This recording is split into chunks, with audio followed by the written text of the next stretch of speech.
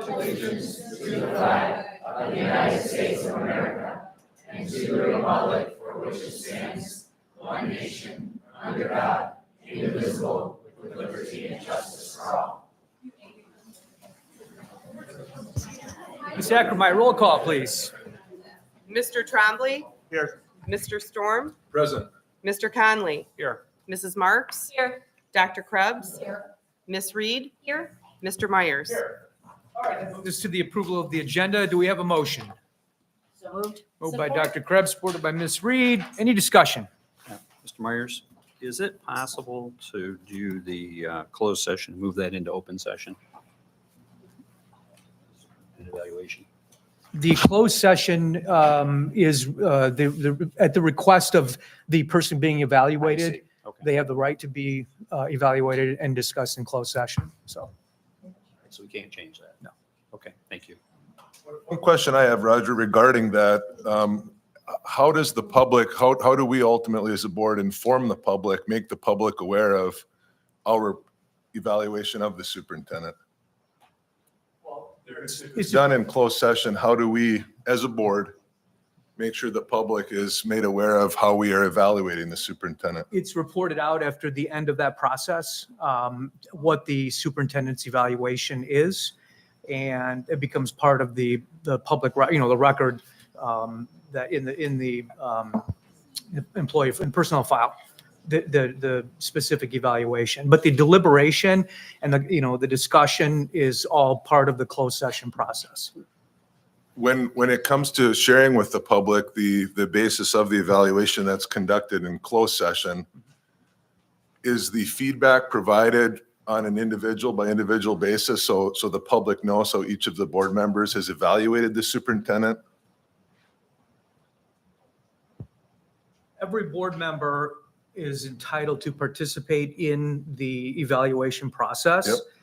The ultimate evaluation results, which is based on a rubric of various factors, some of which are objective based upon test scores, some of which are subjective based upon various factors that the superintendent must be evaluated under. The board has to, as part of that process, make a determination regarding the score to be allocated to each of those factors. And then it's a form, it's like a spreadsheet basically that computes what the final score is. And that then, depending on the range of what score fits into highly effective, and that's how that ultimately is determined. So I guess my question again was, each of us board members will evaluate and assess the superintendent in closed session out of the eye of the public. How will our assessment of the superintendent be made public on an individual by individual basis? So each of the board members who are part of this public board elected by the public, how will our assessment of the superintendent be made public so the public can assess whether they agree or disagree with our assessment individually, and then the ultimate aggregate assessment that then is shared based on the formula you There's only just one described? assessment. The assessment is the ultimate determination Well, by I get to majority of the assess the board. superintendent. right? Correct. You do, Ms. Marks does. But my point is that there's not going to be 7 different evaluations. There's Why? going to be one, because that's the way the law is. And I think it's all, have you had the training? I have not, Okay, well, we've. but made- I don't necessarily need training on how to assess someone. Yeah, you do. It's statutorily mandated. If we as individuals assess the superintendent, wouldn't we want the public to be made aware of how we assess the superintendent? The process that you've described is not what is authorized under state law, which is why the state law requires every board member to go through the training, which is why we've had multiple instances of reminding everyone they need to do that. My question isn't about the training, Roger. I'm capable of going through the assessment. Sure. My question is about the public that we're elected to serve. Right, and And what it sounds like each of us will perform an assessment of the superintendent in closed session out of the eye of the public. And then that assessment will be aggregated, and how I assess or how Ms. Marks assesses or how you assess the superintendent will not be made visible to the public because it will all be aggregated into a single assessment that really waters down each member of the board who was elected by the public to serve. Our assessment won't be made public. I don't know whether you characterize it watered down or not. I'm just telling you what the law is. I'm telling you which is what the training, that's why it's important to take the training, which is, again, statutorily required of all board members. So, I mean, it's not for me to change what the law requires. So the law prevents us from sharing with the public our assessment of the superintendent. I don't believe that at the end of that process, we will announce what the result of the evaluation is. If you disagree with that evaluation, I believe you have the right to share in the public whether you agree or disagree with that evaluation. But you're saying it's against the law for us to share with the public our individual assessment of the superintendent. That's not what I said. Okay. I think it might be a better way to look at it as the evaluation of the superintendent is something that we as a body are required to do. And none of us individually have the authority to act on behalf of the board. That has to be a collective action. So the final evaluation and the statement regarding the support of that evaluation has to be board action rather than action of any one of us individually, which is why when we come out of closed session in the past, we have typically delivered not only the numerical evaluation of the superintendent, or at least the qualitative, whether it's effective or highly effective. We've also delivered a statement regarding how the board views the superintendent's performance over the period of the assessment. And it's my understanding of state law that we have to do that as a board collectively rather than individually. Obviously, we all have individual opinions and we share them here at every meeting. So I'm sure that will continue. Yeah, and I agree with everything that you just said, Ms. Reed, everything. My point is, in addition to the assessment that we as a board act on and bring to the public, the aggregated version that Roger referenced, I do think it's important for the public to receive in a transparent manner the assessment that each of us has of the superintendent. And I don't believe it's against the law to share those with the public. And I could be wrong, but it's my understanding it's not illegal to share those assessments with the public.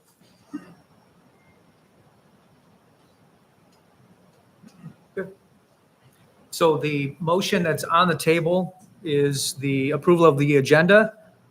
All those in favor signify by aye. Aye. Any nays? That passes 7-0. That moves us to the superintendent report. Dr. Outlaw. All right, I'm very excited to begin with another Shining Star. We're going to have Shining Stars at each of our next several meetings here. And I'm very excited to bring forward Shannon Pereira, who is going to talk about our Science Olympiad program and honor some of our outstanding young students.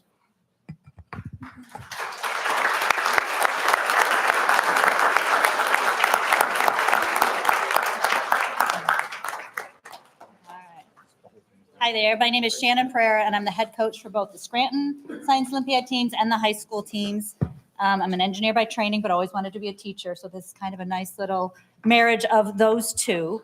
I've been the high school coach for 9 years. I've been the Scranton coach 4 years. I had to really count back and think about that, and was involved with Scranton before that. And then before we came to Brighton, my kids went to St. Pat's. I ran the program there, so it's been my job for a long time.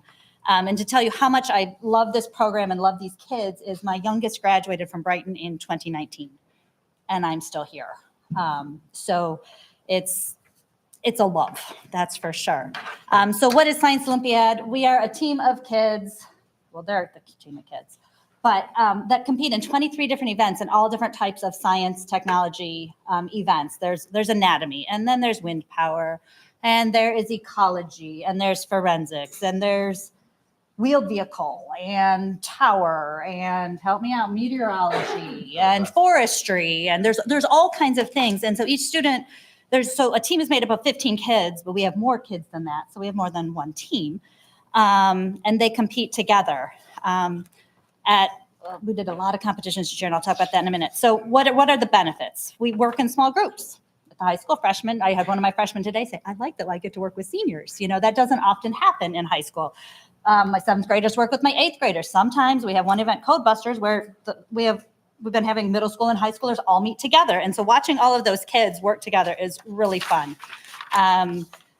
One of the best parts about this is we are asking our middle schoolers to learn physics for wind power or for some of those things. And they look at you like, I have no optics. There's another one. They have no idea what we're talking about. And that's okay, because then when they are finally in physics class, they'll hear a term and they'll be like, oh, I get it now. I've seen it. I know it. And I love and Joe Hudacek will appreciate this. For experimental design, that's when I coach. It's the scientific method. I have to teach freshmen significant figures, sig figs. And so anybody who's in science knows kind of what that means. They get to chemistry and they're like, got it. Don't even have to, they have to pay attention. Don't you didn't hear that, Joe. But but they don't have to work quite as hard as some of their peers.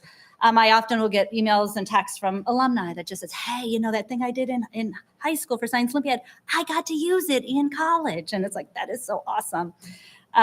We learn group dynamics. Sometimes our groups get along, sometimes they don't. And that's all part of real world life that has nothing to do with science. Another fun thing we've had to learn to do is we do competitions on large college campuses. And sometimes that goes well and sometimes not. So that's just also a good thing. I love this program at the middle school level, because at the middle school level, oftentimes kids, maybe, and no offense, teachers, they don't gel with their teacher, or they don't like the subject that they're learning, and they decide they don't like science or they're not good at it. And they don't realize that astronomy is science, or, there's all these different things that are part of science. And so it gets them exposed to things. And then when they get to high school, they'll be like, I want to take that botany class because I did forestry or even invasive species, and it was so cool. So that's just, it's especially at the middle school level, I really love it. So here's an interesting fact. So I'm kind of a numbers person, and I do a lot of meetings with the state board, and I'm on the board for a new region 11. So here's an interesting thing I put together. So after COVID closed everything down in March of 2020, our season shut down as well. Between March of 2020 and the season the following year, 42% of Science Olympiad teams across the nation were lost, 50% in Michigan. Now here in Brighton, our numbers went up. We increased students when the world shut down to our all virtual year. Who was part of the all virtual year? We all sat in our basements and talked on Zoom. Our numbers increased 15%. And in that year, we went from 2 teams to 3 teams, while everybody else was losing half. So I think that's pretty darn impressive. And we have sustained at the high school 3 teams since then. And we are one of the largest programs in the state. So I think that's pretty cool. So this year we had, between high school and Scranton, we had 58 kids, which make up 5 total teams. And Scranton competed at 3 invitationals, regionals, and they qualified for states, which is May 4th. And then the high school team, we did 4 invitationals, regionals, and states is May 4th. So we're still going. We were about a 10-month season here. And I am so proud of all of these kids. And they've done a great job. And I think they've pretty much had a good time. Yes, yes, yes. So that's all I really have to say about it. But they're a great group of kids. So I'm just going to read off everybody's names so that they all are on the record in case they watch the video. So at our Scranton team, we have Olivia Babbis, Delilah Beltran, Leo Beltran, Jackson Bradley, Lizzie Brown, Dan Gottwalls, Delaney Harville, Kaylin Ibrahim, Audrey Kinser, Avery McDonald, Reed Miller, Elena Mullet, Andrew Murray, Aiden Penley, Jack Reisner, Kennedy Skinner, Riley Skinner, Gabe Cerny, Lily Tierney, Elizabeth Walters-Ricketts, Sadie White, and Leah Wydurko.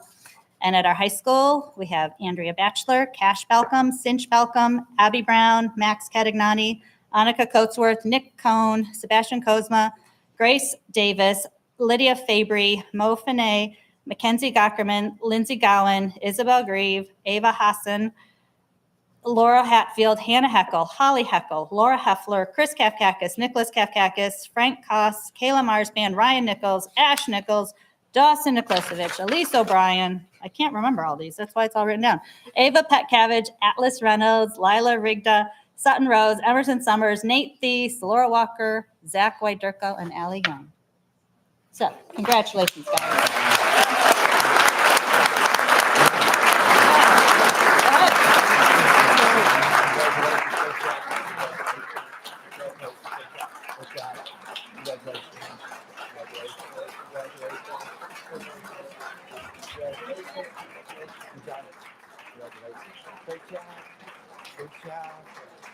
Congratulations, great job, Coach. These are certificates for them. Thank you. Appreciate it.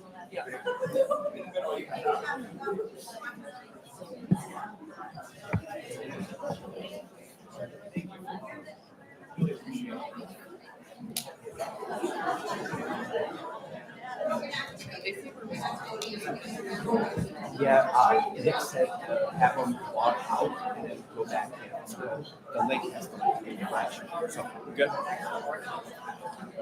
Nick, I got the bridge folks are going to come up real quick. Oh, they're coming up? Yeah. Okay, next up, I'm going to bring forward Colleen Devin from the Bridge Alternative High School to talk about the Bridge basketball program.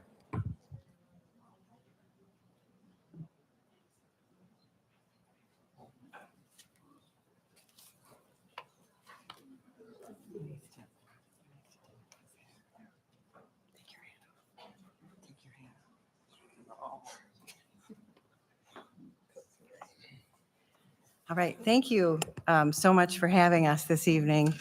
We're really excited to present to you our Bridge Boys basketball team. I'm going to give you a little bit of background. Last year, one of our wonderful special ed teachers, Jacob Steiner, would play basketball with the boys at the end of the school day. Sometimes they would stay after and play after. And our sister school, Lincoln Alternative High School in Owasso, we're actually modeled after that school, invited us to come out and play a basketball game. So we went out there, they came to us, and it just morphed into this wonderful opportunity for our boys. The outpouring of generosity was fantastic. John Thompson helped us with referees. Carly Evans, our English teacher, kept score. Heather Kuhlman, our math teacher, brought snacks and drinks for the boys. And then, of course, we had our cheerleaders. We've got one of them here, Lisa Boschma. She's way back there. Oh, you're right there. Oh, there she is. Okay. But it was, like I said, it was just a wonderful opportunity for our boys. We had jerseys made for them last year. We had jerseys made this year. And the boys were so excited at the end of the school year that they wanted more. Excuse me. So Mr. Steiner kept it going. He reached out to Legacy High School, which is the alternative in Heartland. And so this year they played away games, they played home games. We had a tournament. And then we were supposed to have 2 tournaments, but one of them got canceled because of one of the snow days. But it's really morphed into this just wonderful thing for the kids. Last year we had 9 players, and this year we had 21 try out. We have 6 here this evening, and in a few minutes, Mr. Steiner is going to say a few words about our boys. But I would like to tell you what an inspiration it's been just to watch Mr. Steiner work with these guys. His hard work, commitment, positivity, and stick-to-itiveness has just been inspirational, and his all-around dedication is phenomenal. So I'm going to introduce to you right now Mr. Jake Steiner, and he's going to introduce our boys. Hello. I would just like to say that it's always an honor and a pleasure to serve the students and the families of this great district and this great city. I have here 6 just wonderful young men who came to practice every day, worked hard, not only on the court, but in the building. We, struggle during the winter months sometimes to keep grades up and keep that attitude when there's not a lot of sunshine outside and not a lot going on. And these guys pushed each other to keep their grades up and to keep the morale up. And on game days, our building was electric and exciting.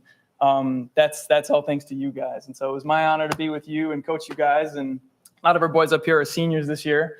So we will really miss you guys. And we hope that you'll continue to come back and help me assistant coach next year. So thank you, boys, and thank you all for your support. We couldn't do it without support from the district and our building. Our staff here at the Bridge is wonderful. Thank you to the Brighton High School administration, too, for helping me have some flexibility between buildings to be in support in the away games and so forth. So thank you all very much. We hope to continue doing this, and thank you to Colleen as well. She's, all the kind words, everything, and we really love it. So thank you for allowing us to do what we do, and thank you for allowing these guys to do what they love to do, too.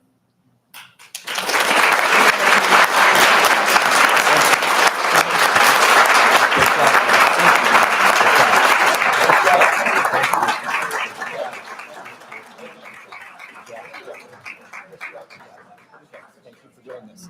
Thank you. Appreciate it.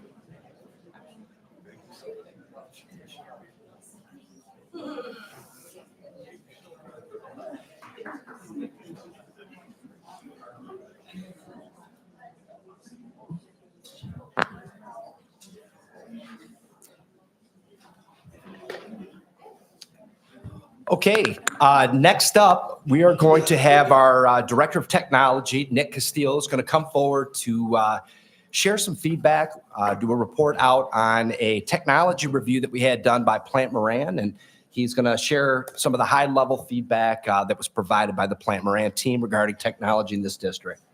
Take it away. Hi, everybody. I'd like to talk about a few things, the highlights from the recent technology audit, along with 2 larger projects that we're currently implementing. One of the highlights we discussed in the audit was our organizational structure. Our current structure consists of 2 network engineers, 1 network admin, a full-time desktop tech, and 1 part-time desktop tech. Previously, we only had 2 full-time network admins and 1 part-time tech. We've been able to make these changes while not adding any extra costs to our budget. We can do this because most Livingston County school districts have agreed to share time with these employees. We still have the same amount of agreed hours, but have access to more experienced and knowledgeable workers as needed. We take advantage of this when we have larger projects that require more skill by adding these extra employees to accomplish the tasks. This change helps give our techs more opportunities to see a wider variety of technology along with differing user needs and expectations. In the future, this will teach them better problem-solving skills and improve client services. Another improvement has been our integration with operations and helping to improve our district security and overall daily functions. Technology now maintains our camera installations, door card readers, entry stations, bell schedules, PA systems, and security alerts in critical situations. We have just finished testing a system that allows a building to be locked down with a phone app controlled on an administrator's cell phone. The app can send a building into lockdown. The PA will play the specified emergency message. The interactive boards in the classroom will display an alert with instructions on how to navigate the emergency, and office personnel will be notified to hit the lockdown button if needed, where emergency personnel such as fire, police, and EMS can be notified of the situation. Cybersecurity was an important function pointed out in the audit, and we've recently made improvements by implementing a product called CrowdStrike Falcon. I'm going to play a little demo here of CrowdStrike.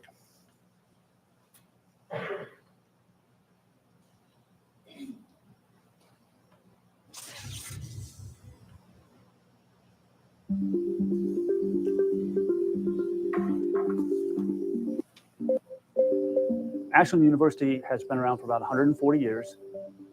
It's a small private college. We've got undergraduate programs, College of Nursing, the College of Business and Economics, the College of Education, and the College of Fine Arts. We have about 10,000 active accounts. The bulk of that is our students. Within a business environment, you have greater control of the assets that are being used. Within a university environment, we simply don't have that ability to do so.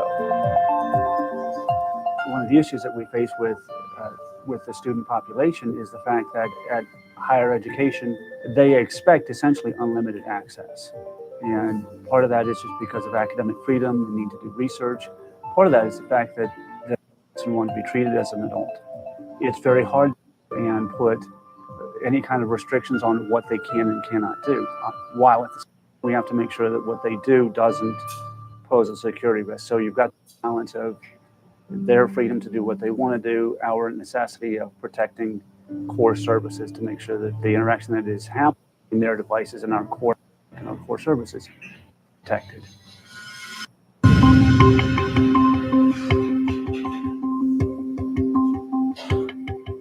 What we've tried to do are safe as possible, recognizing what systems responsibility for. And that's a tough decision to be able to go and say, we'll take responsibility for the student systems.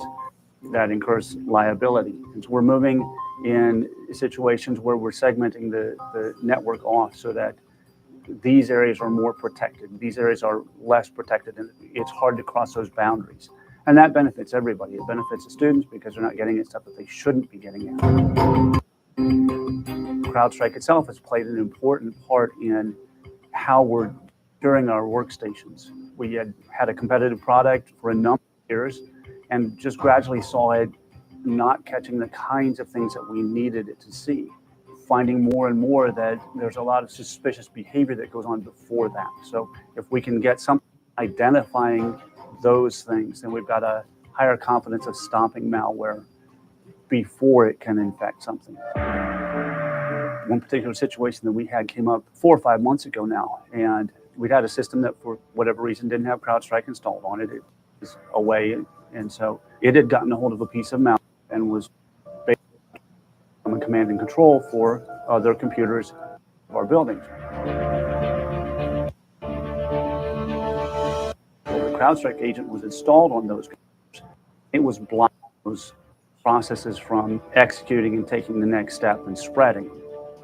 Shortly after we put CrowdStrike in place, there was a 0-day that occurred. And we were noticing it here about 12 hours after it appeared in the wild, somewhere in Asia.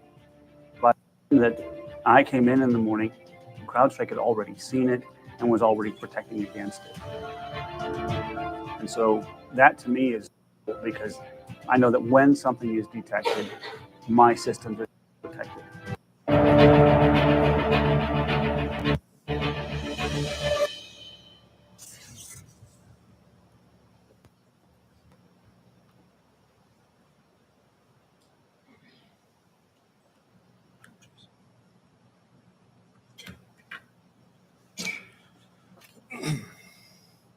CrowdStrike Falcon is a malware, ransomware, and malicious software monitoring product that was recently onboarded by the Department of Homeland Security and is offered to government agencies and school districts.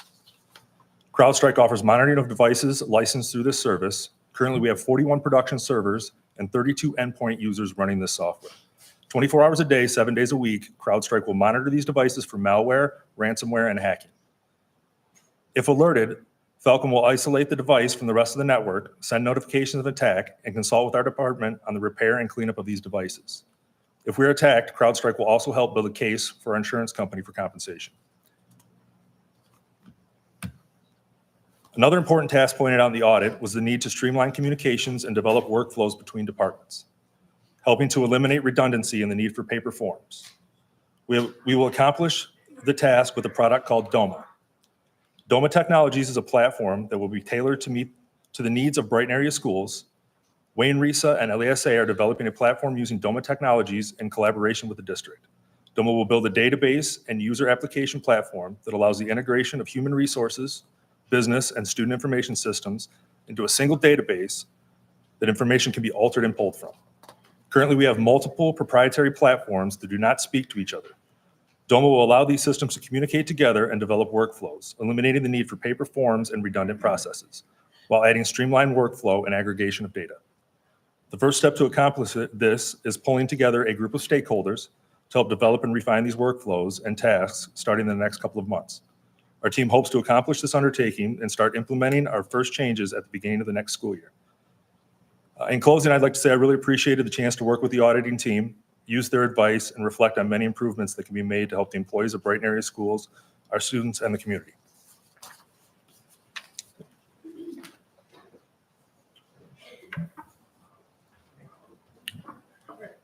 Any questions? Just want to thank you for the update, and maybe just one question. Sure. At the end, I saw on the last slide a reference to eliminating paper forms. Yeah. And you know, and I know Dr. Outlaw has heard me mention before in prior meetings, as a parent, it would be such a wonderful experience to be able to eliminate all the paper-based forms we have to fill out and submit to the school each year throughout the year. So do you have any perspective on, you mentioned at the beginning of the year, is there a cadence of priority, or will a lot of the changes kind of happen together at the same time? So there's going to be a priority of probably connecting HR, the business office, and then the technology department as far as onboarding of employees. Because I think we spend a lot of time, there's a lot of redundancies as far as the paperwork that goes back and forth between departments, onboarding people. We could use, when they submit their forms to HR, it can automatically create their email accounts. It can automatically create user accounts for computers. And then it can notify the business department of all their information and populate their end so they have it all in and they're not putting that in with paperwork. And then after that, I would like to see it maybe go to the schools for, even something as simple as permission slips, field trips, stuff like that, that they can sign in online and then it populates from there. Okay. Appreciate the All right. update. Yeah, thank you. Right. And the final topic that I wanted to talk about briefly was just to do a quick follow-up on JROTC. This is a topic that was a source of a lot of discussion in the fall. The Board of Education had a resolution in September to guide the administration on this. I just wanted to let you know that I think Mr. Connolly could probably explain this a little bit better, but I know a lot of the initial work was with the Navy. That ended up not working out. The Navy ended up not being a good option for us. And we proceeded forward, looking to see how many students might be interested. And he can give you some more updates on this in a moment. But we only had 4 students that signed up for JROTC for next year. 1 was a freshman, 1 was a sophomore, and 2 were seniors. So that's where we're at today. And Mr. Connolly's worked really hard on this with everybody from the commissioners to many people within the military ranks. And I know he has gotten the ball rolling with some potential opportunity with the Army. So do you mind speaking about that? Glad to. Yep, thank you. Yeah, as we planned in January, we're supposed to have a final, and the Navy, because of issues, I understand directly with Washington, you spoke to the gentleman as well, they can't get anything stamped, whether we were paying for it or not. And they promised it, January, February. Gentleman that actually teaches at Michigan State University reached out to us, is a major in the Army, and he might be in the audience tonight. I think he is. And he said there could be an opportunity. So we've kind of went through the leads, the opportunity there with the Army. I've spoken to the colonel in charge of the U.S. JROTC programs, and he's willing to give us a program. He said we just have to sign the application. And he said it's flexible to get started. And he said you can start with it right away. So we have to, Dr. Outlaw sent an application in with kind of some ideas on it originally, and it was not signed, but I got a response back. It said, thank you. For some reason, I don't see your superintendent's signature. I think that's because Dr. Outlaw had a few more questions and what our commitments would be to the Army if we were to sign it and take it on. But I think that's our opportunity right now. And I can tell you that the particular major who is helping, he's bringing a group tomorrow to our school for a lunchtime activity. And he's bringing some pretty top brass in this business, in the JROTC programs, coming out of Detroit and some from Michigan State, and to visit with students and to stir up interest. I would like the board to approve Dr. Outlaw to sign this application to the colonel. I spoke to him yesterday. And he said if we send him over the application, they'll push it through and get us approved and see if we can't develop a program and get our, I think Ms. Reed had an idea that we should have 10 students to start it. And if we want to continue, and remember this program is countywide, and the funding source came from Livingston County Board of Commissioners, and there's a potential time frame on that. And I was told 24. Dr. Outlaw said there could be a little flexibility there. We don't know for sure. That it could do it next year, but I'd like to continue on with the program for this year, but we'll need the board support to do that because it'll change what the parameters were. Because originally we thought we'd be done in January, February. Now it looks like we'll be done in a month or 2, but I believe we'll have the student count that we need because it would be a countywide program, not just from Brighton students. We already have 4 from Brighton. I think we can drum up a few more. That would include our private schools and charter schools and everything else. Any questions on that?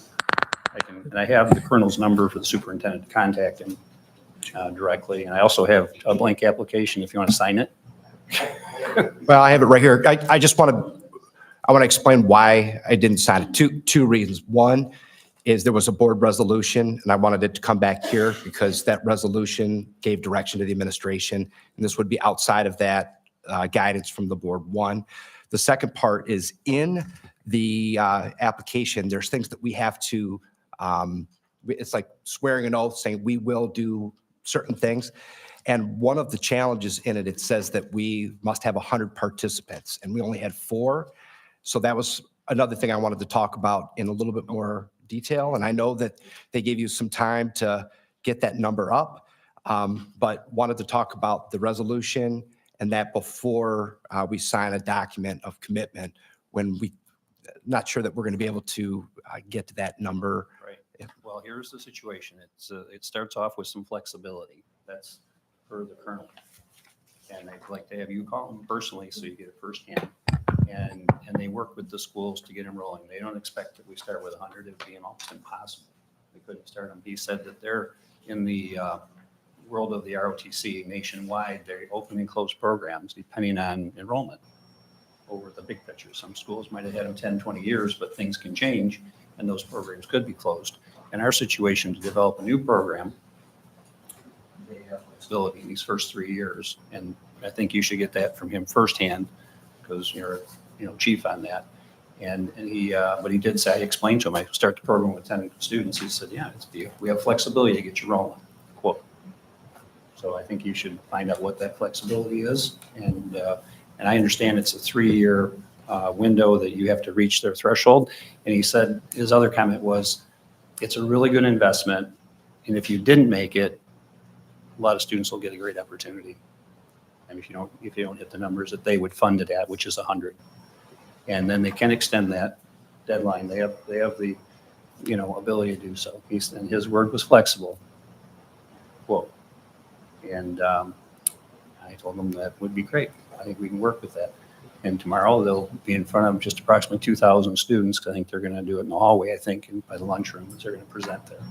So anybody that's interested in stopping by, they can meet the folks involved and some folks from the University of Michigan State University, Michigan State University is where the major works, and he'll be there personally.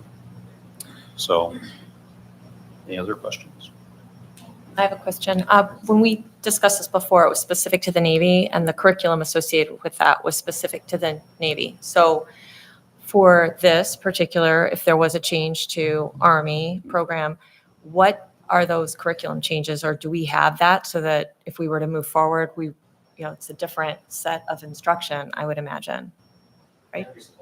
And they supply everything that you need to teach it, and then that would go to Dr. Mosier, and she'd have to do her same curriculum. We have an ROTC on the books, so whether it was sending kids to the Air Force ROTC or to our Navy ROTC, I think we're good. Would you agree with that, Dr. Elwell? I think there's quite a bit of work to do because the courses are different, and the board did approve the Navy curriculum. So I think we would have to go through that process, and we'd have to figure out what the continuum is for Army, and then the board would have to approve that before our students would be able to do it. But Dr. Mosier, am I correct on that? More to that, except it's just your processes, right? So I try to bring your courses to you in no later than November because it usually takes 2 readings for a course to go through. That gives you more like over a month to review it and give us feedback before we bring it back for a final reading. So it's the processes set by your policy that we follow, through our administrative guidelines, that is how we tend to bring our courses forward. That enables us and our process to align with the process that our students and parents go through as they're selecting courses for the next year. And we've already asked our high schoolers and our 8th graders to register, if I'm correct. So they've already made their course selections for next year. We're starting to make staffing decisions based on those course selections. We've got some of them in front of us tonight. It seems like we would be rearranging an awful lot of things if we tried to run this through in a hurry to get it on the schedule for 24, 25. This is starting to sound to me like something that we need to take some time with, step back from, and perhaps consider for the 25-26 school year. And I'm concerned that we could even ever reach a 100 number. I continue to have reservations there, considering how our colleagues up in Howell are doing with their Air Force program that's much more established. They're struggling to keep the numbers where the Air Force wants them. I can't imagine that we're going to have a different experience than they're having. Well, they've met their numbers. They have their students that they need, and they're exceeded what they're required to have now, and they have a little lull. I think with everything considered, and I mean, this has been since 2018, you guys. Okay, every program that personally I've brought to this board has been successful and are full. Correct, Dr. Outlaw? Yes, the ones that I know of. That's almost over a decade now. So the belief system that I have in this system and the belief system I have in our board even, and the right for the parents to decide and the students to decide and have as an option. They were never given a fair chance at this. Again, it was never marketed to them that it was an operational program because it wasn't operational yet. So you're going to shut it down before it starts. So I would just ask that the board approve the superintendent to send back the application, get an approval from the colonel, set our traction, get moving forward, and see if this program takes root. And you know, what can I say after 3 terms of being an elected board member? That's all I'm asking you to do. We'll see what happens.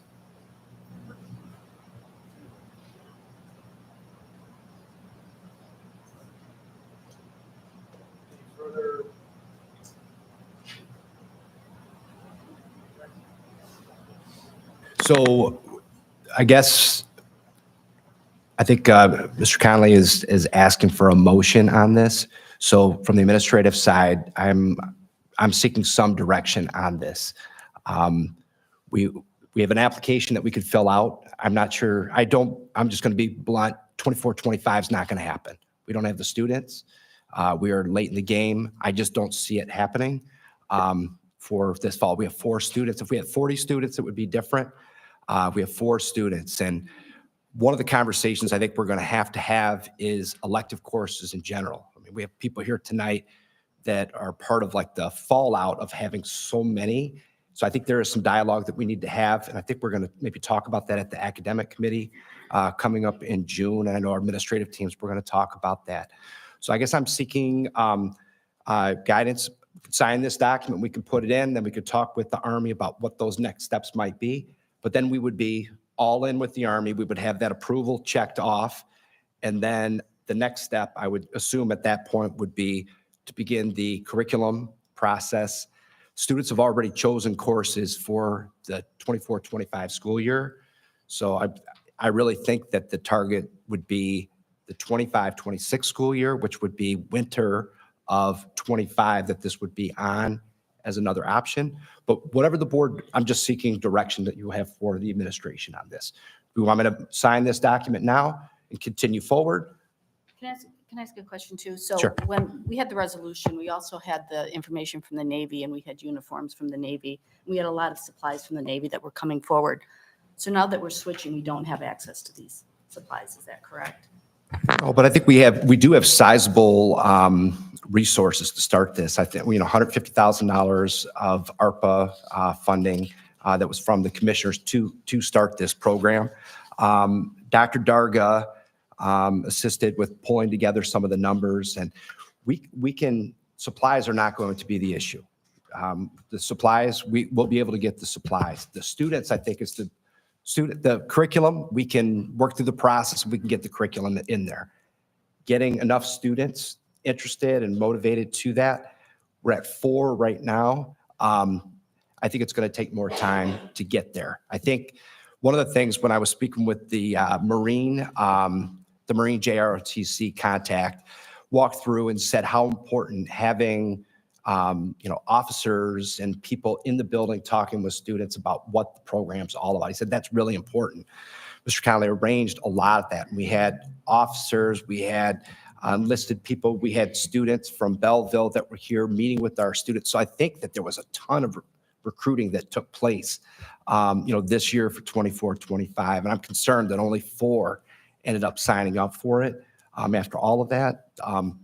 But again, we're seeking guidance. Do you want me to sign the document and let's move forward and try this whenever that might be?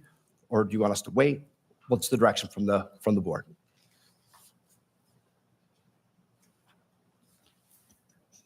I'd requested the board to give the superintendent consensus to sign the document and then puts us in line. And so should it start in 24 or 25, 26, that's acceptable, but preferred that it starts sooner. But yeah, I think we should keep the ball rolling and see what we can create here. I'm a little uncomfortable signing something that we didn't know was going to be on, agreeing to something that we didn't know was going to be on the agenda. That's not following our procedures in terms of the way we follow things, procedures. I'm a little uncomfortable in the fact that it was supposedly submitted and it wasn't signed. I don't know why. How are you supposed to go out and market a class to kids if they don't even know what branch of the service they're going to participate in? Army didn't even come into this until late in the game. We were all in Navy all the way through the submission process for the students, the selection process for students. We were all in Navy. Every effort was around Navy.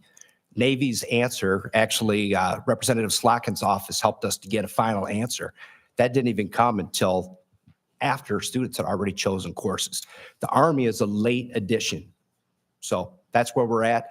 We are outside. Had I signed that, it would have been outside the direction that was given in your board resolution. Board resolution said that we had to have approval by, I think it was January 26th. We had to have a certain number of students. There were things that were directions to us. So that's why it's coming back to the table and we're asking for direction from you all. Well, I would also, I mean, the resolution that we adopted was also specific to the Navy. So obviously that was pursued in earnest until a definitive response was given, as has been mentioned late in the game. I support furthering the initiative to look into submitting the formal application. I think it would be appropriate for the application, if the request is to have the board give the superintendent the direction and authorization to submit the Army application, I think that should be submitted to all the board members for their review. And then we can bring this up and at the next, it's not gonna, 2 more weeks isn't gonna affect the timing of it. And I think, we talked about from a timing standpoint, that really it's unrealistic for this next school year because of the process and trying to recruit the numbers. And in particular, with this being funded through the commitment from the county and the county commissioners desiring to have this be an opportunity that's open to all students within the districts in the county. I mean, just as our students have already made their selections for next year, I have to believe that all of those students in all of those other districts have already made their selection for this year as well. And I think it's unrealistic to expect a large number of those students at this juncture to commit to, changing their entire schedule with that type of a volume for this coming year. So I think realistically, not only for Brighton, it's also for the others. I think it is something we should look into. And my understanding too is that from a funding standpoint, correct me if I'm wrong, Dr. Alla, but I thought the county administrator confirmed that if the commencement of the program was at the beginning of the 2025 school year, that would still meet the ARPA conditions for the county funding for the program. Correct. We have until December of 26 to spend the dollar. So it would be about a year and a half of the program if it was the 25, if it started in the fall of 25. All right. So I'd request that the application, a copy of the application be submitted to, forwarded to all the board members. We'll take this up at the next meeting to have any further discussion regarding the specifics of that application and then give the superintendent the direction accordingly. And Roger, you're also forgetting about the flexibility. We have the flexibility around a 0 hour and a 7th hour. We have that flexibility, which we should have been doing and we should be doing for students. So they can get some of their required classes out of the way so they can take some of our great electives that would be, from our engineering classes to our extra classes that are besides core curriculum. This also fits in. It needs to be in the regular school day. This particular class does. It's required. It is. And you're forgetting about all that flexibility. I think in this application was dated 2/15/24, and I didn't know it wasn't signed. I sent back a note to the strategic planner who's in charge of the JROTC nationwide. I said, well, for some reason, I don't see your superintendent's signature. This should have been brought to us sooner. More time to work on this. So 2 weeks from now, we'll be fine. But I would suggest that the review of the application is one thing. The submission is get it submitted and get it approved. The Army comes through with what the direction is and what their program is. So I guess if the superintendent could call the colonel, I think that would be a good start before the meeting in a couple of weeks so that he can report to us firsthand administratively. I think that would be a good start. But I'd like to see this move forward on it. I truly believe it'll take root. I truly believe it'll, and again, we have 100% success rate in every program we brought here. And countywide, from all school districts to our charter schools to our private schools, all of them can attend this program. So if they want to attend it at a 0 hour and come in before school, or if they want to attend it in a first hour, I don't know how to work yet. but this can happen. So classes I was told before that wouldn't run are at full capacity. So let's give it a shot. Just so you do know, on the Army application, it says promises. It says contingent upon of acceptance of this application by the Secretary of the Army and condition upon the fulfillment of the promises enumerated in paragraph 1 above, the governing authority school agrees to, and it walks through. It's a strong, like, to say, I want to, with ethics, I want to be able to say yes. So in the application that was submitted, I specifically said I would like to have more conversation about the 100 student. It's in the application. And I said, could we talk about this? So that's why it wasn't signed, because I couldn't guarantee that. But I put in there, this is the question mark that we have. I'd like to have a dialogue around it. So that's the holdup. So we're going to work on this and then bring this back to you. Is that the request? Yeah, so that all the board members have an opportunity to review the application and, So I'll pass this down. Here's the colonel's phone number.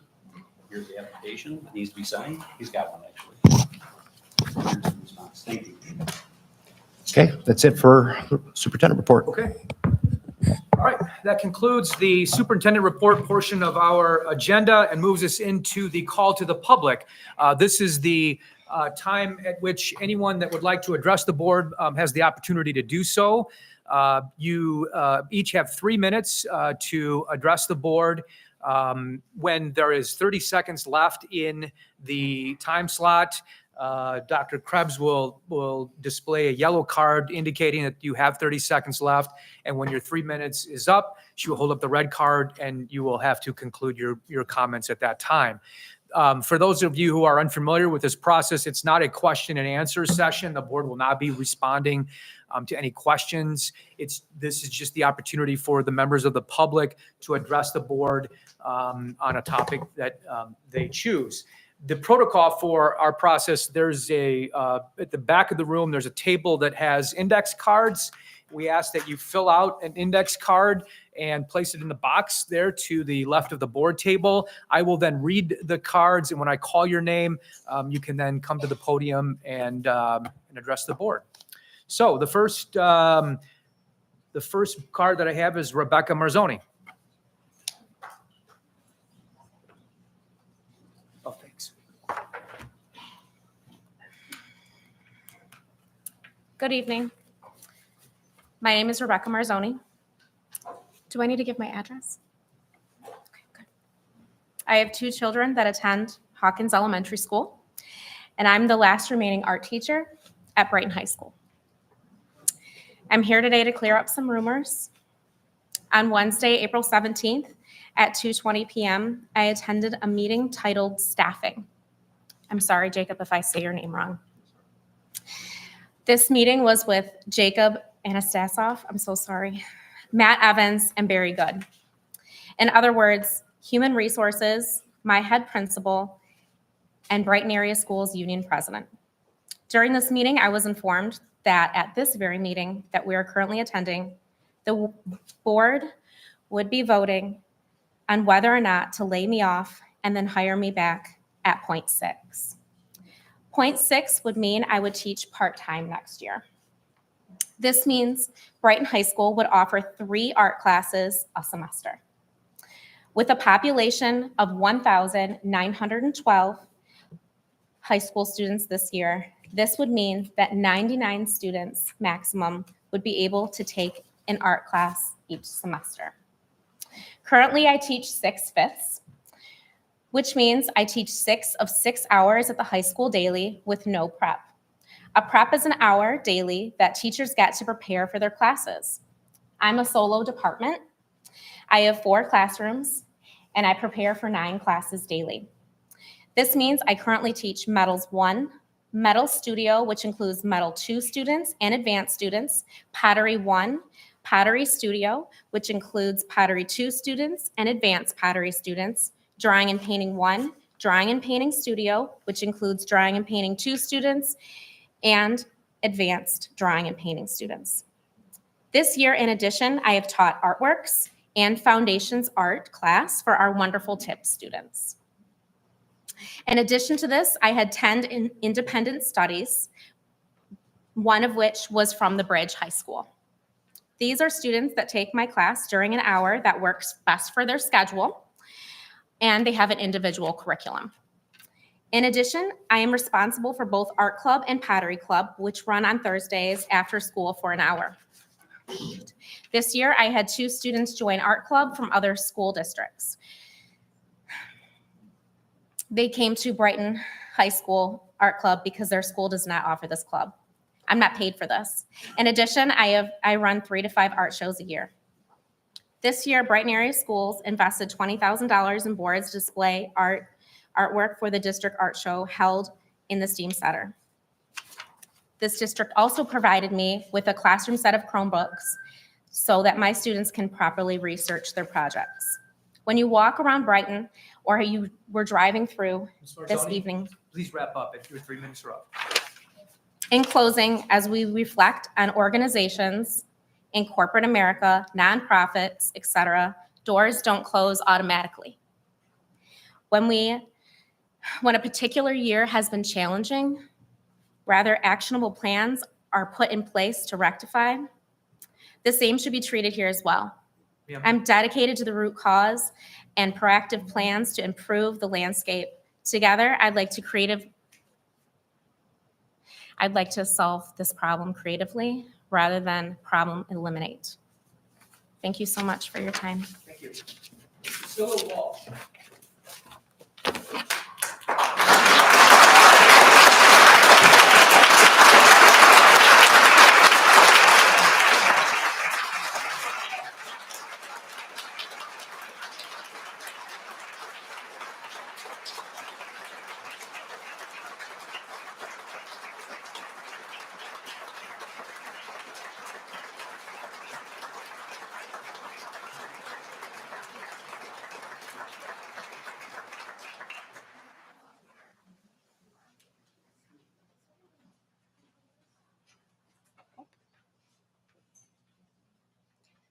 Hi, I'm Priscilla Walsh. I taught at Brighton area schools for 2 years.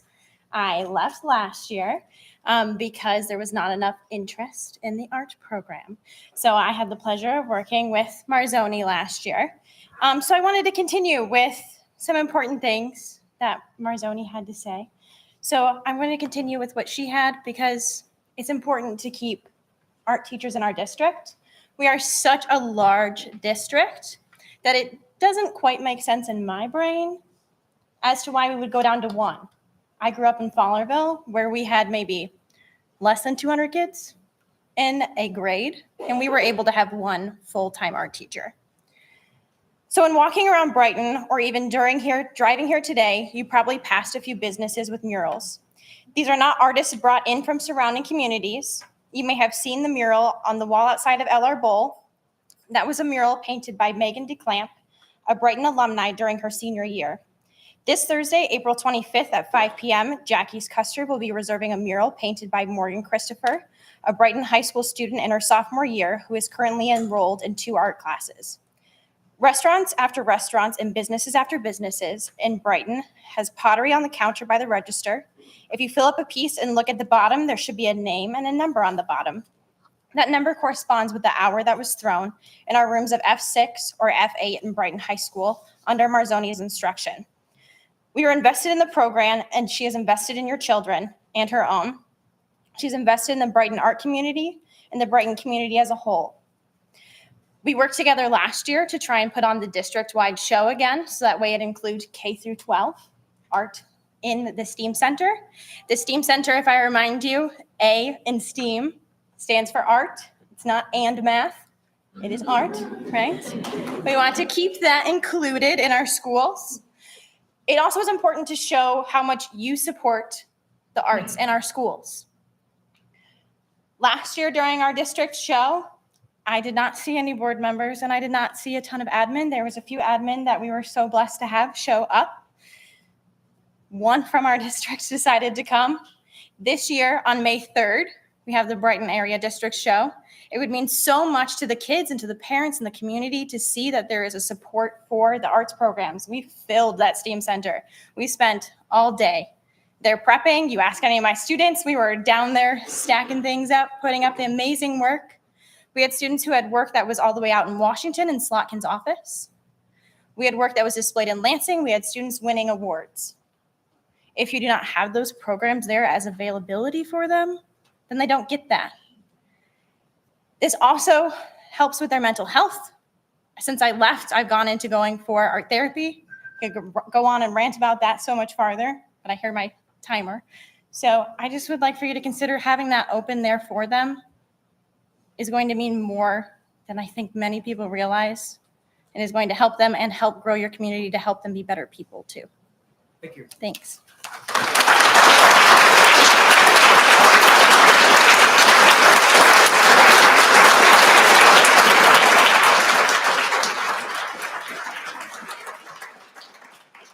John Wallbank?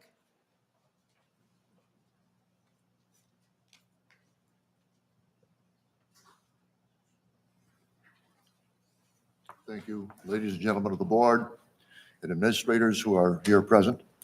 I'm John Wallbank. I'm on the board of directors of the Brighton Art Guild. I'm not an artist. I have been involved more in the STEM aspect of the STEAM program. However, I know that people who are aware of the knowledge set that is required to be among the highest level of decision makers in our society require a very well-rounded education, require familiarity with the arts, the sciences, the political sciences, the economics of our society. People who make decisions about allocating resources, people who make decisions about spending money, people who make decisions even about where our troops are ordered to go around the world, are required to have a very well-rounded education and to be conversant with people in all disciplines. I would challenge the Brighton schools, especially the Brighton High School, to make better use of the remarkable resource that they have in Ms. Marzoni. Last week, I helped her install an art exhibit, students' artwork, at the Brighton District Library. I would like all of you to go and view that and see the remarkable accomplishments and the remarkable diversity of the work of the students. And I believe that you should also engage with the art students to learn what they think is important about art in their education. Thank you very much. I have a sheaf of papers that show that our Brookings Institute, Academy of Arts and Sciences, the Public School Review and so forth, that demonstrate metrics and anecdotal information about the importance of creative thinking. If I can, I would like to leave that with the secretary. Sure. Thank you very much. Thank you very much.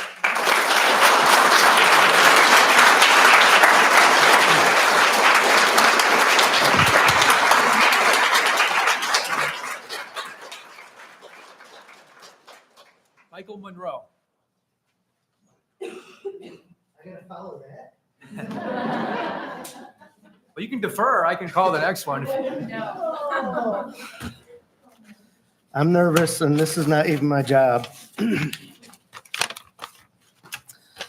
going to read because I'm not a great speaker.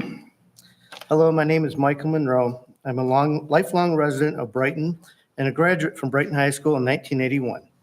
For the past 30 years, I've enjoyed a full-time career as a professional artist and a book illustrator, having illustrated over 30 books, including Top Michigan Education Book, M is for Mitten, and Wish to be a Christmas Tree, which is made into a television special narrated by Mitch Owen. I also had the honor to work as the White House artist for President and Mrs. Bush for a year. I'm not alone of the Brighton graduates who have made art careers after high school. My wife, Colleen, has also authored 9 books. Also award-winning artist Jane Donovan, plus many of my friends who are now car designers, clothing designers, furniture designers, art directors, the list goes on. There's no doubt art class was my favorite class in high school. It was a class I looked forward to every day. It was a place to decompress from the demands of the required courses and a place to be creative. Art class was the place that gave me the opportunity to explore the many new ways to create art taught to me by my art teachers. I'm not surprised to learn that only a small amount of students are signing up for art class. An interesting fact, did you know less than 5% of the world's population has the ability to draw or paint or be creative in some form? Yet 100% of the art comes from that 5%. Albert Einstein's famous quote was, "Imagination is greater than knowledge." This is one reason to support art and the students and keep art classes in our schools. We're better to learn a challenge of your imagination than art class. Art class goes beyond creating a painting or drawing or weaving a sweater or creating a sculpture. It's a place for a few creative students to meet, discuss ideas, create art with like-minded people. Many people, including students, turn art into to help battle mental and emotional illness and depression. Art in schools has historically been underfunded and many times leaves art students to their own devices to find help and any guidance in what may become their profession after graduating high school. I'm not totally sure why the discussion came up to reduce the art classes in high school. If it's to help the budget, maybe there are grants available to pay the art teacher what absolutely deserves it, and I imagine it's probably underpaid. My final note is I would like to ask the school board a favor. I would like to ask the board for the continuing support of the arts in our art classes. The benefits of keeping art classes in our schools goes way beyond creating a piece of art. I don't ever expect the art student numbers to increase in art class, but they are the 5% of the kids who need the class, and they are the 5% that will be our future creators. I just have one last thing. This is from Harvard University. How does art education help students? It improves writing achievement, reduces disciplinary infractions, more student engagement, improve college aspirations. If the board really wants to do their homework, just go on the internet. There's just absolutely loads and loads and loads of reasons and studies why art helps kids. Kids that have art have better grades. So thank you very much.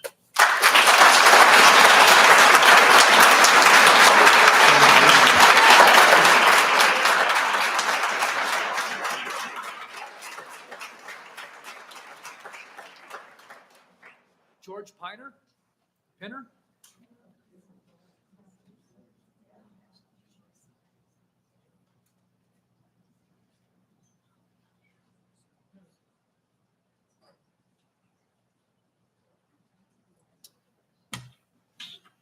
Yeah, hi, I'm George Piner. I taught Brighton High School art for 20 years until they tricked me into retiring.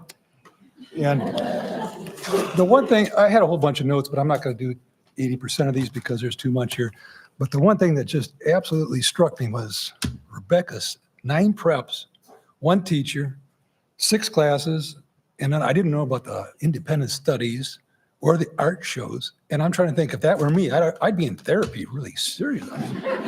But I couldn't afford it because I was too busy working. So anyway, it's just, I don't understand that. What I don't understand is why they can't hire another teacher, part-time, whatever, and take some of the burden off this girl. It just seems, I know it's all about numbers, but I know there's classes out there that have fewer numbers than that, and they're going. So it's priorities that I wonder about.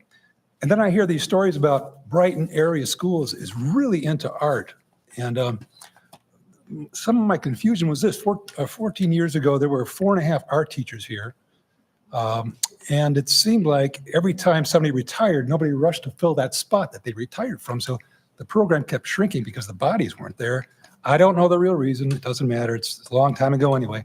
But one thing I remember, I had a class with 15 computers because we did this advertising class with 3 teachers, and it was pretty exciting stuff. We came up with it and did it. But the year after I left, the computers disappeared, and I never understood that because it would have been a really great thing for Rebecca to have in her class. She could be doing photography, graphic photography with these computers, or get her some computers. Let the kids go to the library and get some, PCs, whatever, and carry them around like my kids used to do.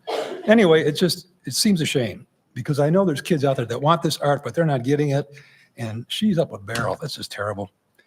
Another thing about this area that has a really interest in art, I remember a bunch of my students had a whole bunch of paintings in the cafeteria, and they're gone. I don't know where they went, so probably they were stolen.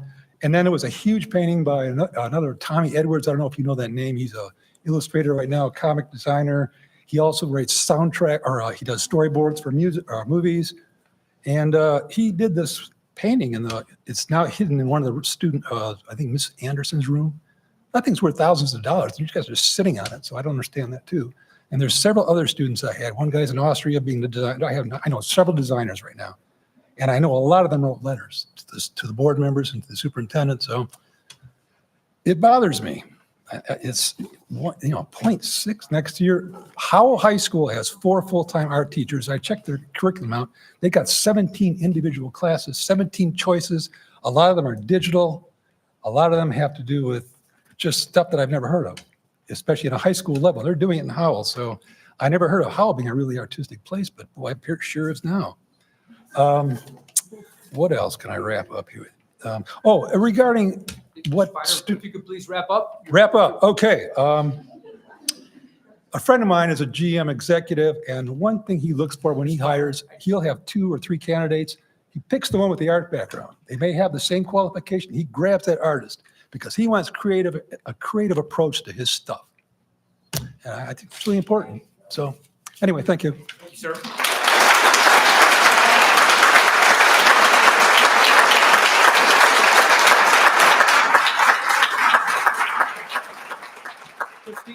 Christina Kafkakis.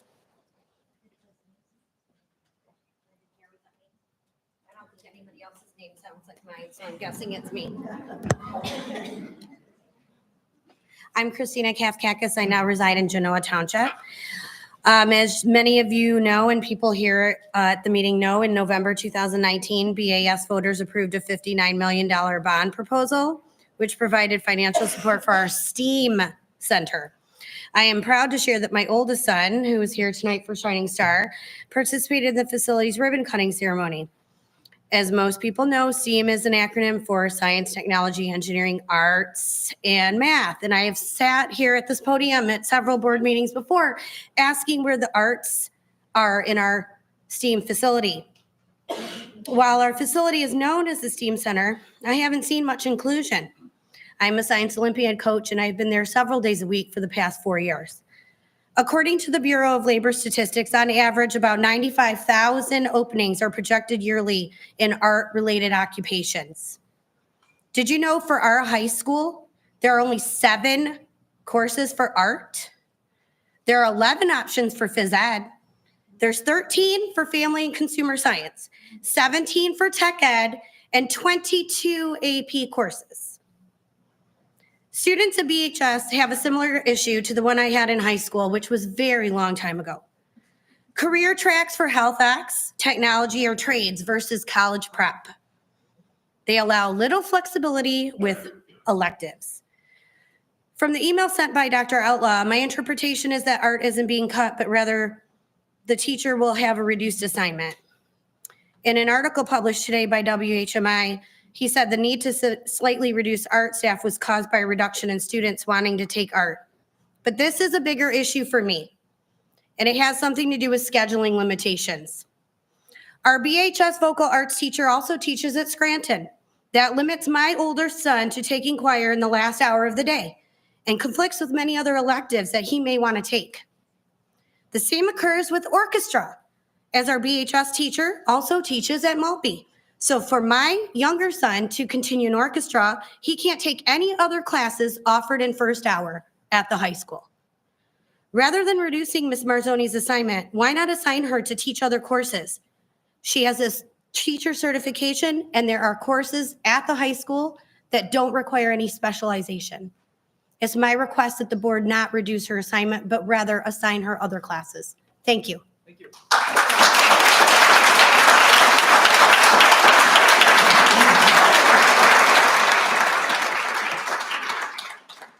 Jean Marie Moffa.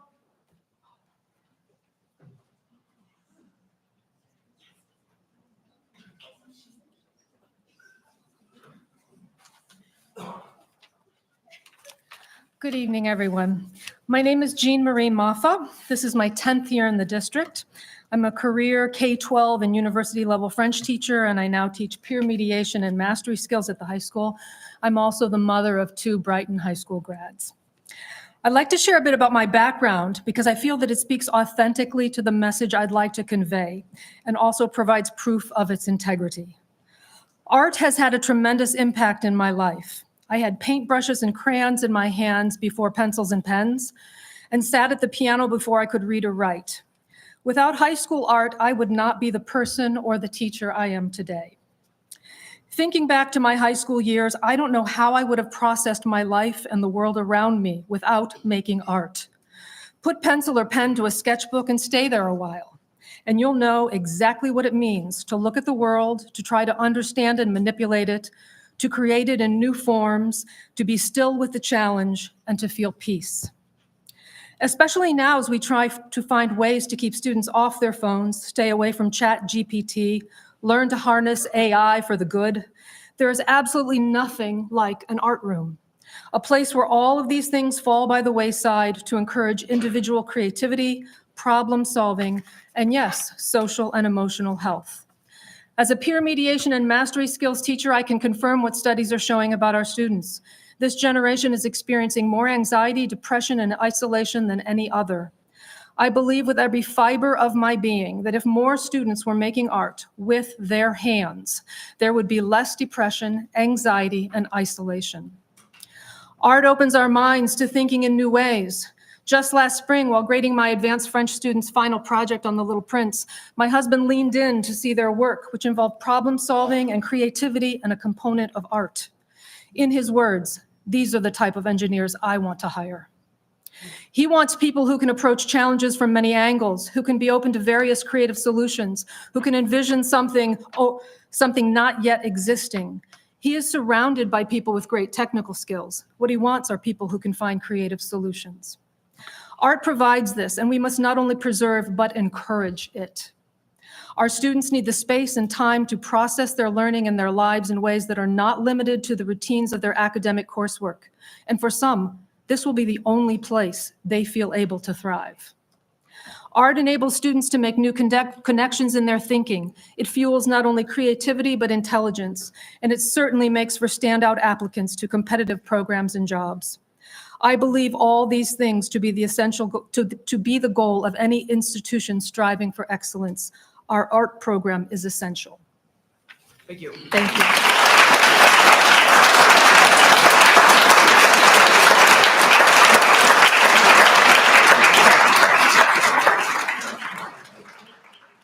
Very good.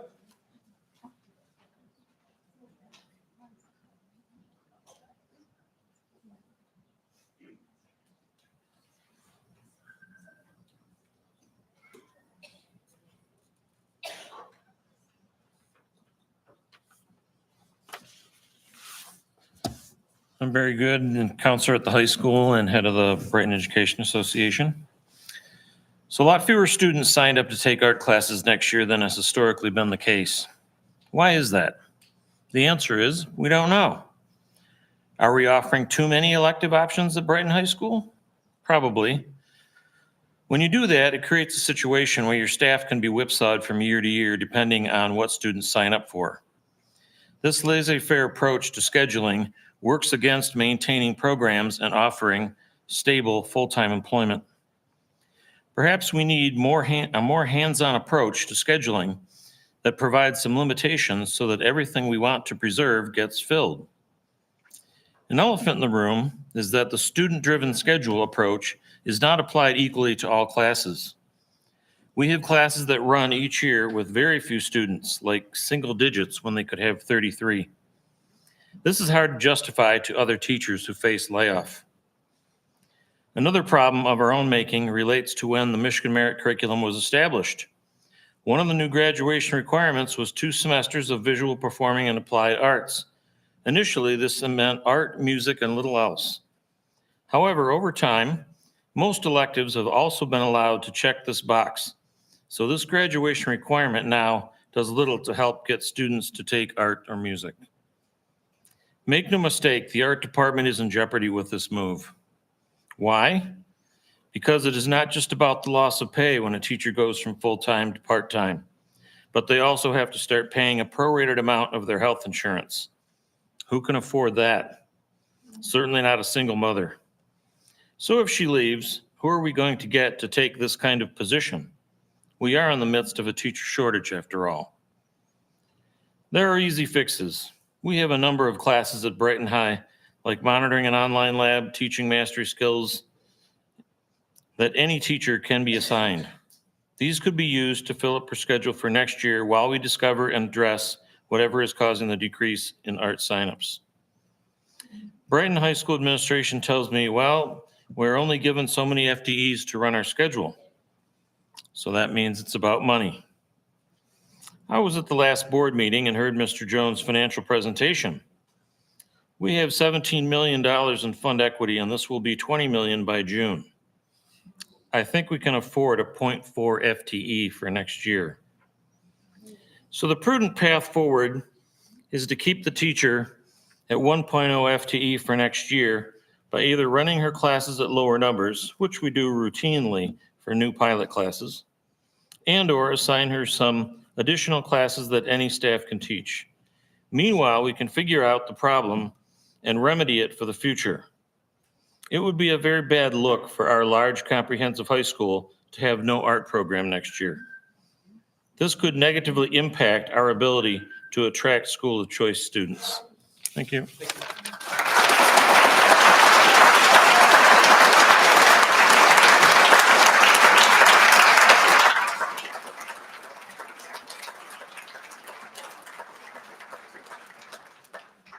Jennifer Bond?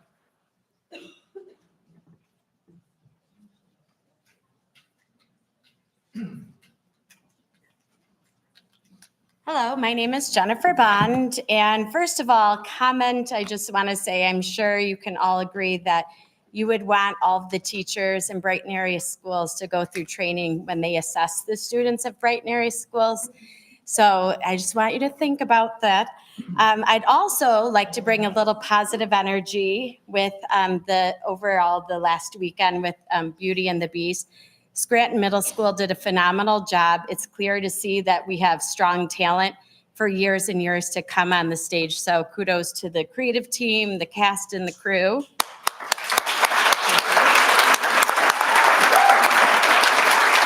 And then speaking of the arts, because that's the theme, I was surprised when I saw the messages on social media to see I didn't realize that the art department has shrunk. And holy cannoli, as a teacher myself, I teach a STEAM class in Walled Lake. Year prep time being eliminated. I've done that before, but I taught the same classes. I can't even imagine your schedule. You deserve a bonus. You deserve so much. I hope all of your students give you lots of stuff for the teacher appreciation. But the class that I teach, I have middle schoolers that freak out because I'm not giving them a worksheet to fill in the blanks or circle multiple choice. They're freaking out because they don't have a lot of practice taking something and just creating. Our society is built on creations. I would pretty sure a lot of people out here, every day is a new creation. Whether you're an engineer, you're in graphic design, you're a chef, you have to create from nothing. And the kids aren't going to get practice with that. And being a parent of a junior and a recent graduate, I'm going to be honest, Brighton area schools does not provide a lot of hands-on. I can't say my kids come home K-12 talking about their hands-on projects. It is something that's lacking. And I have been very involved in the technology and the STEAM programs and the bonds. And I've wanted that because I know I'm giving that to the students that I teach, and I know how important it is. And it's something that still is, in that why is this happening? I think because we're not doing it very well K-12. In general classes, I know we have STEAM centers and things like that, but for the average child. Arts can activate reward pathways in the brain, reduce stress, lower anxiety levels, and improve the mood. I'm reading a book, just started, The Anxious Generation, and I agree. I think we have a lot of anxiety because kids are overprogrammed from huge competitions over the weekends, after school sports, all of the AP classes they can fit in. They need those downtimes. They need that choir class. They need that art class to just detox from the stresses of life and just be able to move forward with their creation. Thank you.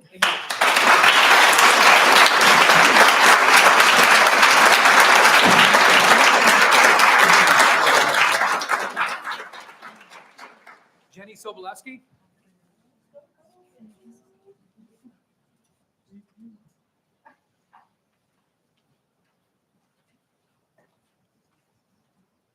Hi, my name is Jenny Sobolewski. I am a third grade teacher at Spencer Elementary. I have 4 Brighton students in the district, and I am one of the leadership members for the Brighton Union.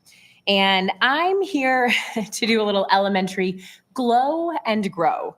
And so in elementary classes, we talk about things that students do well. We always like to find something that they are thriving in. And Spencer Elementary is thriving in art. Lisa Hyatt is our art teacher over there. And when my students are in art class, they can't walk away. Their art class ends at 3:52. Our bell rings at 3:57. We often run to pick up. And so they just cannot get enough of the things that Miss Hyatt is having them do. I want you to picture one art teacher taking on 540 various clay projects. And it would send me to therapy. We've talked, right? And that has been mentioned. But she does it because the kids love it so much. And I hope that my students who find so much release in that art opportunity continue to have those art opportunities as they proceed through the district. Another area that Spencer does really well is we have a phenomenal school counselor. We share her with another building because right now one counselor is split between 2 elementary buildings. That's a caseload of about 1,000 students, which is far more than the recommended ratio. And so I see on your agenda that you have the conversation of elementary counselors, and I hope that you will consider having a counselor in every building.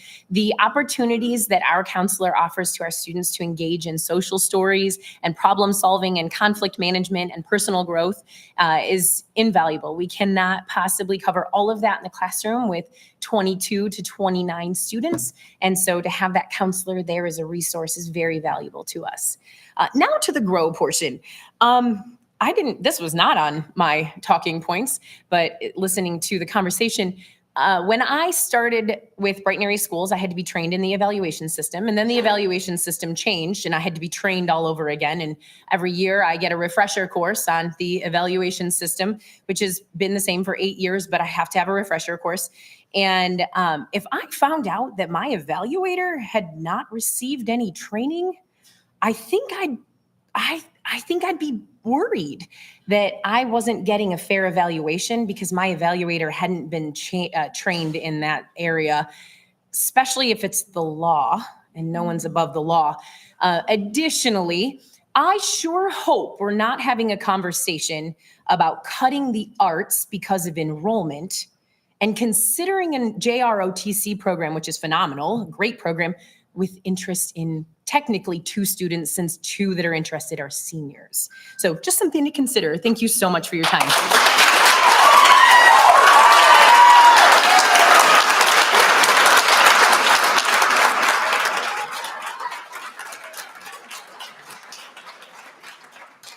Elliot Gay?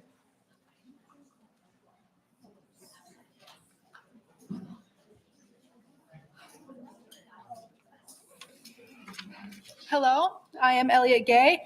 I am a junior at Brighton High School and the leader of the art club. I have taken several art classes in high school thus far, and it has been an important part of my experience here. So much so that I am strongly considering pursuing art as a career.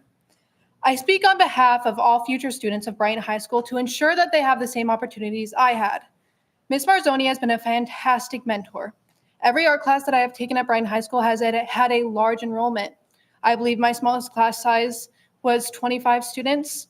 Retaining a full-time art teacher would allow for smaller class sizes and increase the availability for students to fit it into their schedule. I urge the school district to retain a full-time art teacher at the high school and continue to promote the arts. This would demonstrate that the district cares about their arts program and cares about their staff. Thank you.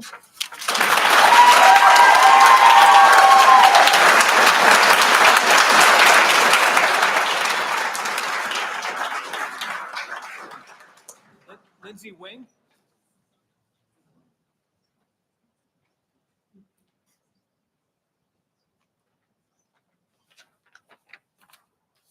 Good evening. Thanks for the opportunity to address the board and the community.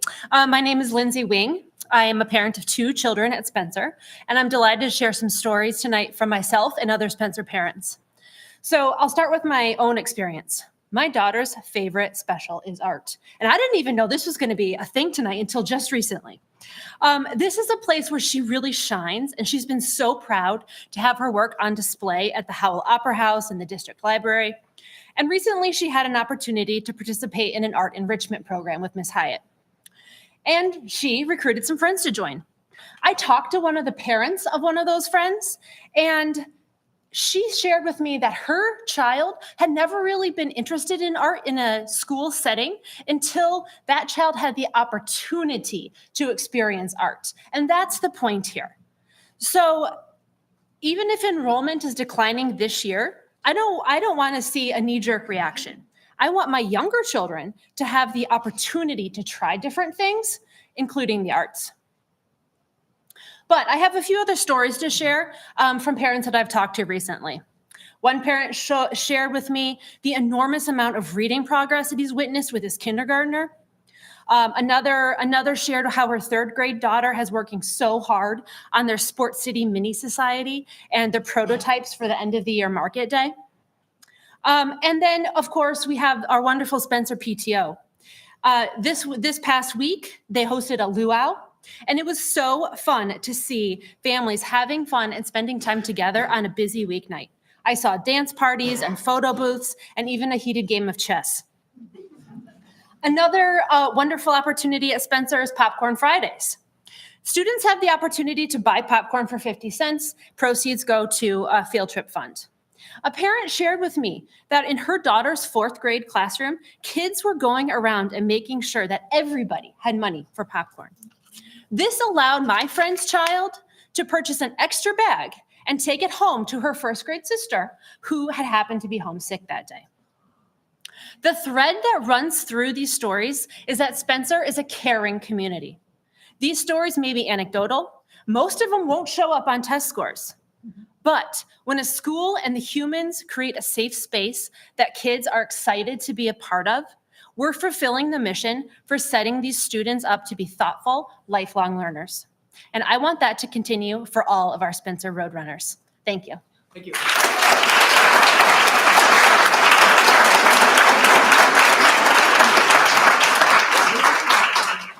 Eric Ambernan?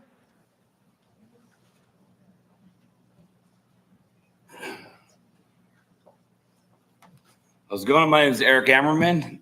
Mr. Outlaw, good to meet you again, or see you again. Mr. Piner, Mrs. Elizabeth Weiland. I was a graduate of 1992 from Brighton High School, and I just wanted to, when I heard what was going on in the docket, I'd moved back here about 3 years ago. I just wanted to share my experience of being in the arts. I was in metal arts 1 and 2, painting 1 and 2, drawing 1 and 2. I didn't actually graduate and go into the art field per se, but what it did for me is it allowed me to think creatively, and it actually excelled my career actually in technology. And I was a vice president of this one organization just because I could think outside of the box. And so, and then what it also did is it allowed me to, art decompressed me, it recentered me, regrounded me to be able to focus. And there's a lot of kids I know, because I've worked with a lot of kids and teaching art and this and that there's a lot of lost kids that don't know what to do because their minds go nuts and crazy and they don't know how to control it. But you can get down into a creative aspect, they focus and then they grow. And so art was so important to me. I've stayed in touch with a lot of my art teachers, and I just want you to know I'm going to be 50 this August. And if I didn't have the art classes I had in Brighton High School in 1992, 91, 90, 89, but anyways, I'm just saying it was so important to me. And when I heard it was, they're diminishing down. I mean, we had, I think, 4 teachers or 5 teachers at the time when I was there. It's a shame because I actually was a substitute teacher for a year. And let me tell you, that prep hour is, wow. And that's just, I didn't have a prep hour. I just had 1 hour off. But as a substitute teacher, I actually experienced what it's like to create a curriculum. I did an art class for 2 weeks. And thank God I actually had art classes in college where I had my curriculum. I just put up the students for 2 weeks. So I get to be a teacher for a month or 2 weeks. But anyways, my point is I just want to let everyone know, support the arts. I'm on the Brighton Art Guild.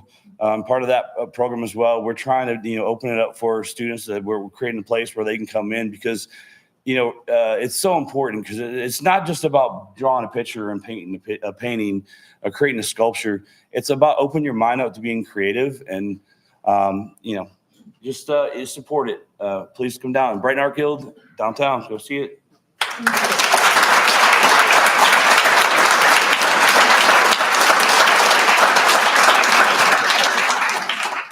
Carol Cook.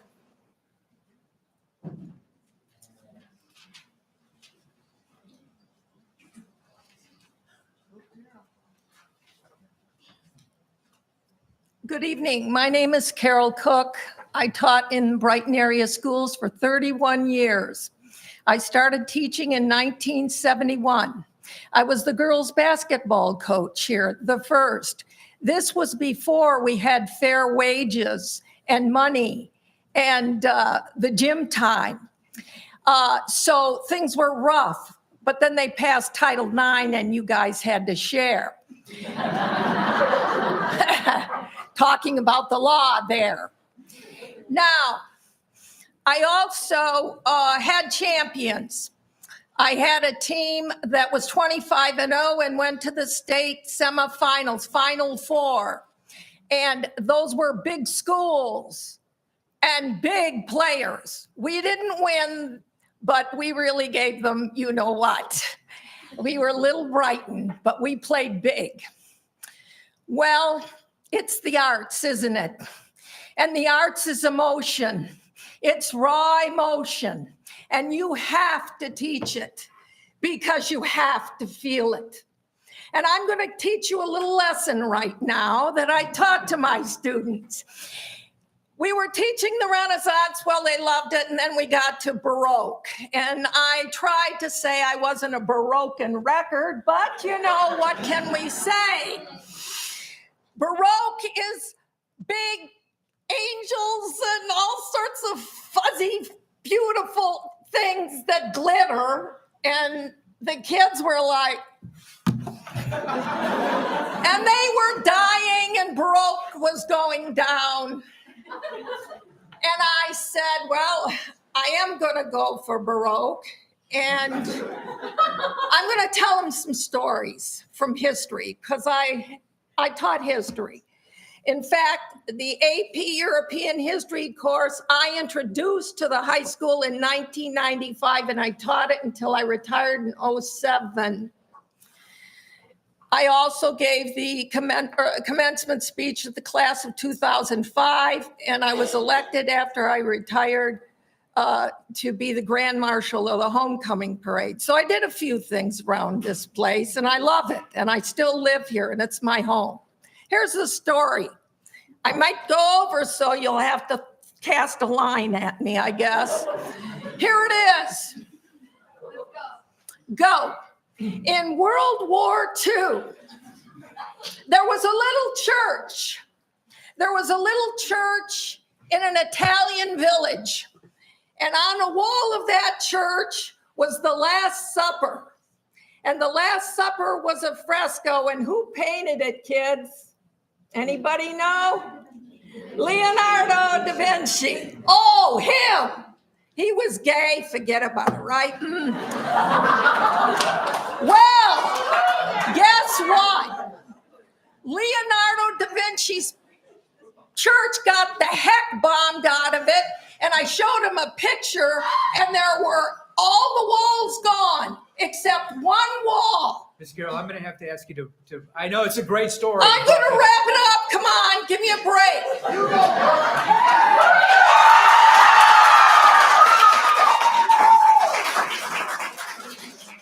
On one wall was that painting, and people were dying to keep it. They put braces on it and saved it for us, if that doesn't mean something to you.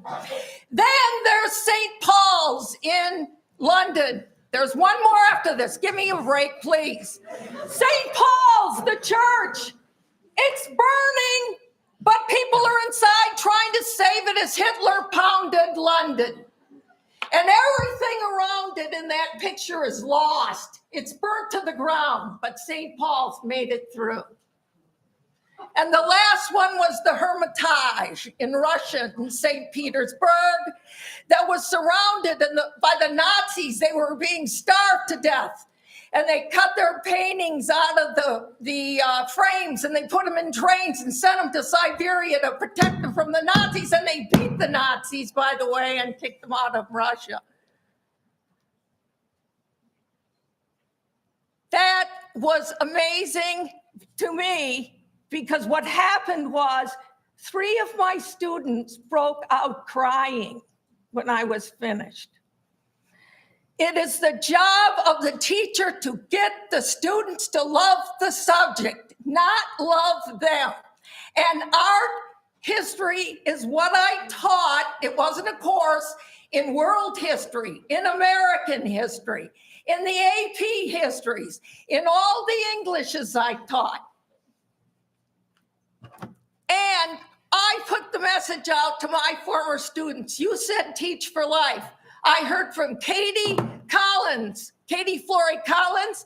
She is in the Foreign Service, and she says that Brighton made it for her. Another fellow who lives in Indiana, he said his Brighton education, and he was an engineer, along with art history, made his life. Ms. Carroll? And I'm gone. I have to, in fairness to everyone. Get the hook I out. can't give 10 minutes.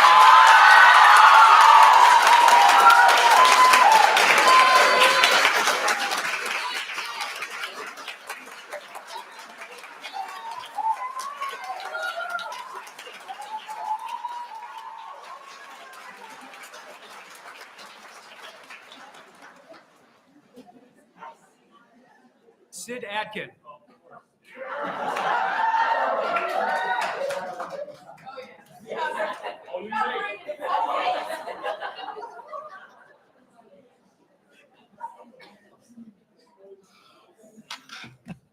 All right, well, I'm Sid Atkin, a parent of an incoming 9th grade and 12th grade next year. So gonna have the 2 high schoolers. With the arts, I have a theory, I guess, for how we're kind of cutting off our exposure to the arts. During my 8th graders, soon to be 9th graders, enrollment process, there was heavy pressure to put gym and health on as a 9th grader. This was basically said, you can't test out, but put it on there. And if you do pass the test, then you can get your backup class. Now, we're a performing arts family, so we said, don't put choir down. You're doing that, you're going to test out. If it's not this year, it'll be next year. If it's not next year, it's the following year. You're going to pass that. That's what we're going to do. But with the heavy, with colleges requiring, foreign language and these sort of things, it's wonderful, but it limits the electives that are available. So for someone wanting to go into choir or go into art, they have to make those decisions to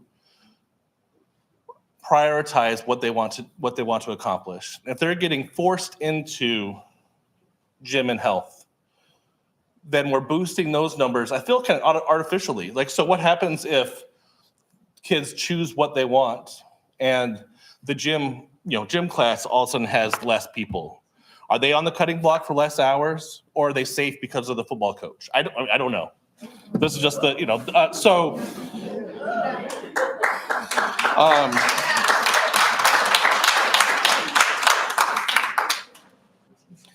So there's thousands of careers out there, and there's plenty of engineers, and I work for hotels, and there's all these different things. But I think the people that truly make a difference in society are the ones that are thinking outside the box and bringing new perspectives and sharing and growing civilization.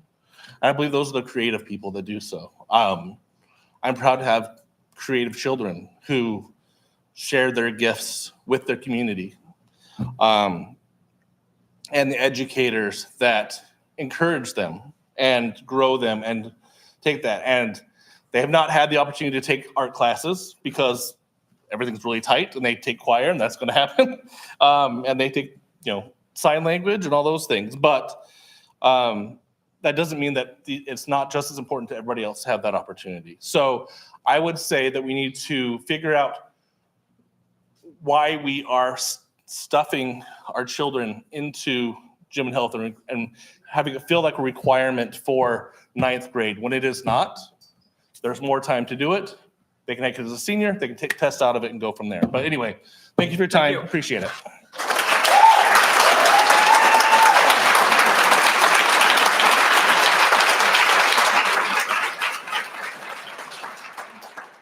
Myla Robbins.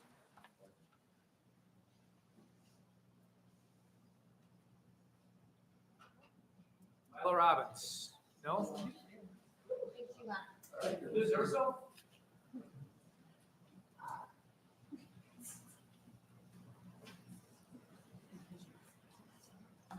Good evening. Thank you for letting me address the board tonight. I wasn't here to talk about the art program, but I would like to say that listening to parents and having an art background myself, I think it's very important. I hope you will take that into consideration. Anytime we lose a well-rounded employee, we suffer as a district. I know our students make connections with those people, and it'd be a shame if she found a full-time art job and we lost her and they had to start all over. So I hope you will consider that as well. And the real reason I came is I'd like to advocate for a full-time social worker at Spencer Elementary School.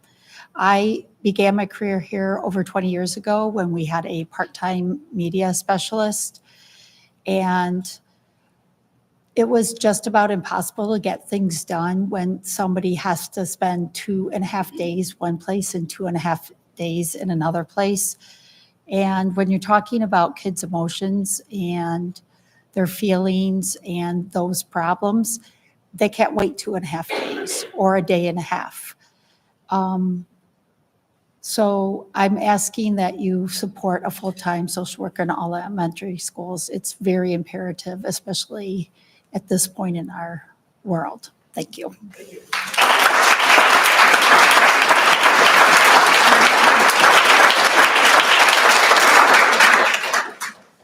Varric von Buschirk.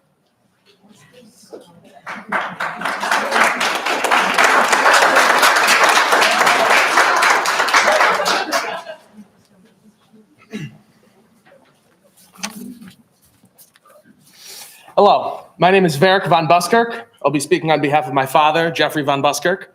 He's not able to be here tonight, but he wrote me a statement. Our family has been in Brighton for 8 years now, I believe. Well, in any case, I'd like to give some background about my father. He's worked professionally as an artist and a designer throughout his entire life, and he's worn many hats. Some might consider him a creative. He's produced murals and paintings, some of which can be found in Marriott hotels and GM World headquarters, and include the nationally registered 9/11 memorial flag on the Marquee Theater in the Northfield, and even in the interior walls of Brighton's Chalmiches. His illustration work can be found in comics. He's designed games that were in the top 50 of app stores, and award-winning applications used by millions of customers worldwide. The last few years, he has had the volunteer privilege to lead set painting on the Brighton Musical's performances and have lead set painting on the Scranton Musicals for the last 8 years.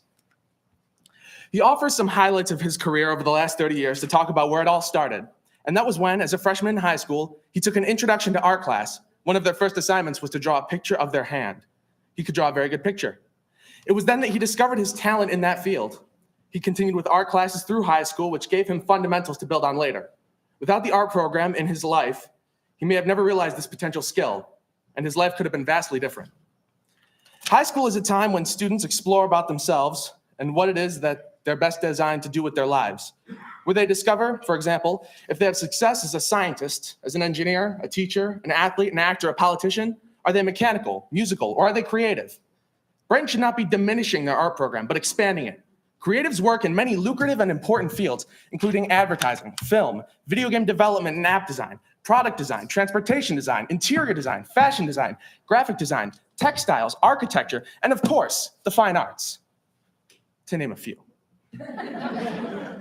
Everything around you that you see today has been touched by the hands of an artist. It would, in my opinion, be a disservice to the excellent Brighton school system and its students and families if the art program is not prioritized and fully supported to offer these opportunities. And as an aside, I graduated last year. I know Brighton has money and it can be done. Thank you.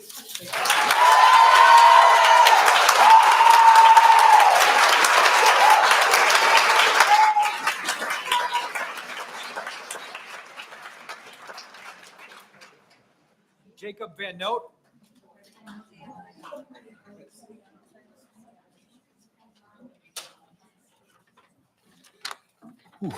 Good evening. The inspiration to create has been a part of humans since the beginning of our species.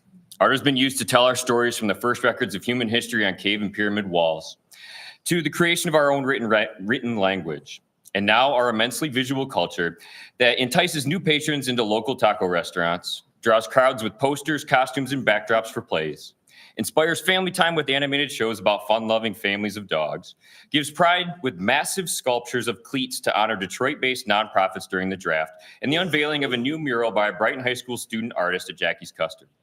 Art is and always will be our past and our future. I'm a Brighton native, a graduate of Brighton High School class of 2003, a proud Brighton parent, and a respected art teacher at Scranton Middle School. And I owe all of that to my past art teachers and the program that inspired me to become who I am. I was not a popular kid in school. I was not a fiercely competitive athlete. And I did not have a lot of friends because of my social anxieties.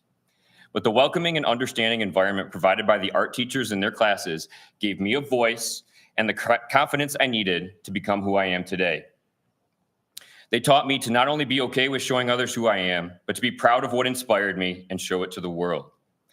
I carry their teachings with me as I teach our students at Scranton and provide a home to the after-school arts program, which boasts some of the highest numbers of students in the after-school programs offered at Scranton.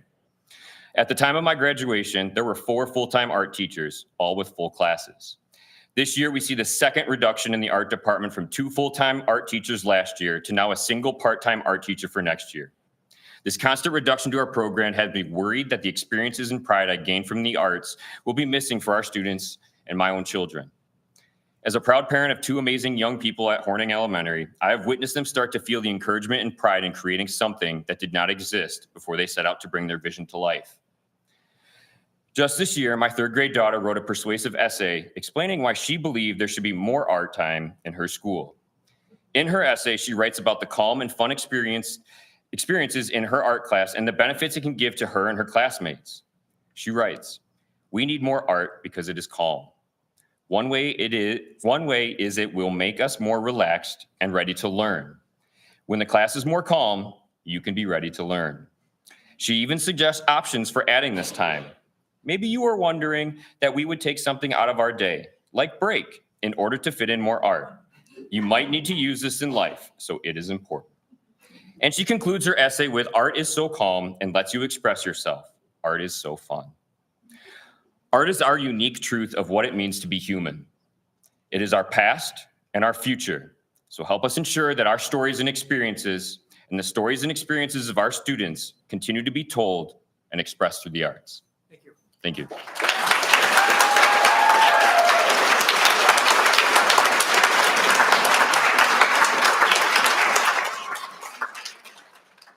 Greenlee Schaefer.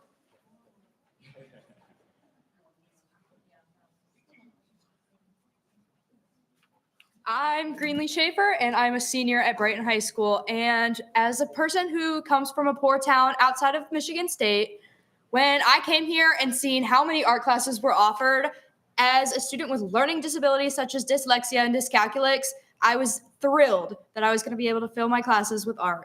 I have never been good at math, reading, science, any of the core classes. So being able to fill my class with things that I would actually enjoy and be able to express who I am and show what I'm good at actually made me feel like I was included in the school. And then there's also pieces like I have been in the art show, or there's parts of my graphics that have been in the school, and it just makes me feel more appreciated as a person. And I think that everybody has that in them. Everybody can create things, and everybody needs to know that they're appreciated, and they can do that through art. And art is more than just, sculpting, painting. It is poetry, writing, drawing, graphics, music. And I think that every student should be included and should be told to take these classes to inspire them and to learn and to grow into the people that they are. And that it should I just think it's important that we encourage students to take art classes and let them express their ways in different ways than just being themselves. There's just more in art, and it's helping people.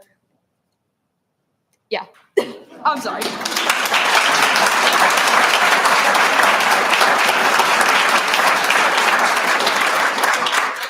Kelsey Dunn.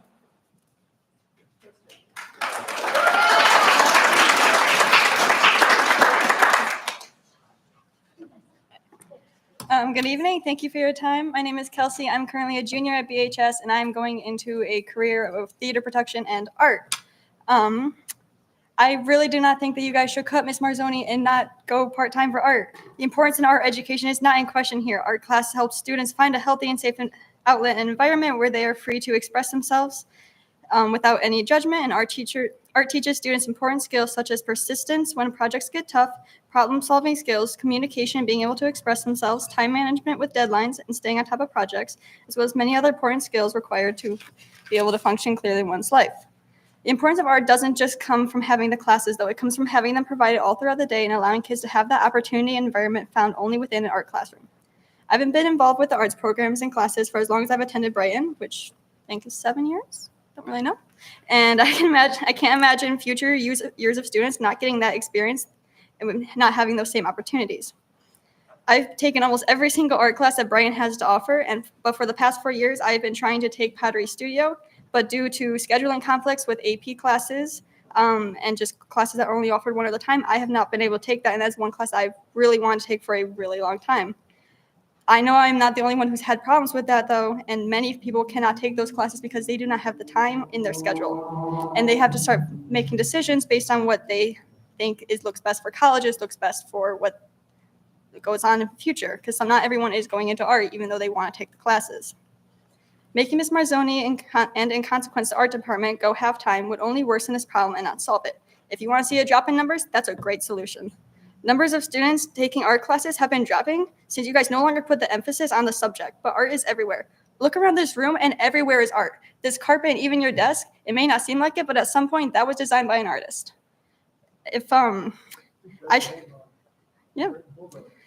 I struggled for a really long time being able to find an outlet, and when I was struggling, art was the thing that I turned to that helped me get through things, and I know I'm not alone, and taking that away is going to take that away from future kids who may not know that that's going to be their outlet.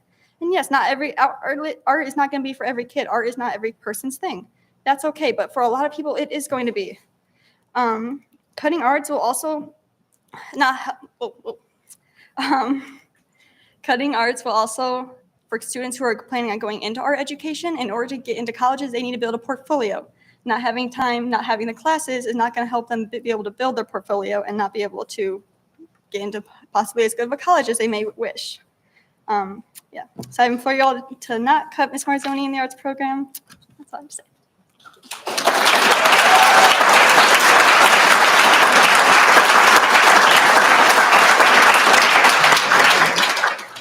Janet Jasenik.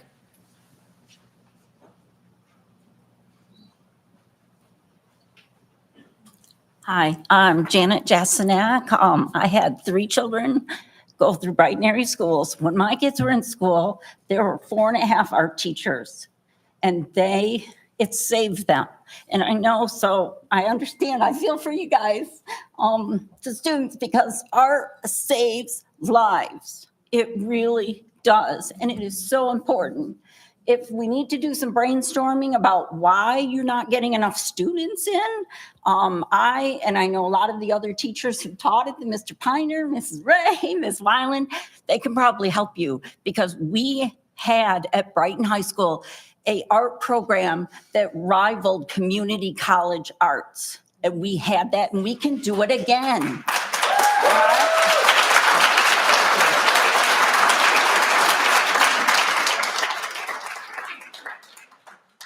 Sierra Palmer.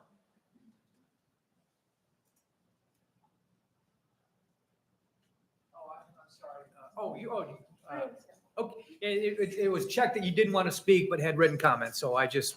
I Oh, wasn't yeah, I sure. just submitted another Yeah, one. no problem. Absolutely. Hello, my name is Sierra Palmer. I am a sophomore in Brighton High School. Apologies ahead of time. I do have anxiety, so I might stutter a little bit. I am currently about to enroll and change my class into an art class, as I have found time in my schedule to put one in. But for the past 2 years, I have had to fill my schedule with non-art classes in order to graduate Brighton High School. But I am also a teacher at the Friendship Center in Spencer Elementary School. For the past several years, I have been a babysitter for multiple different kids, and all of them have succeeded in art class because I want to become an art teacher myself.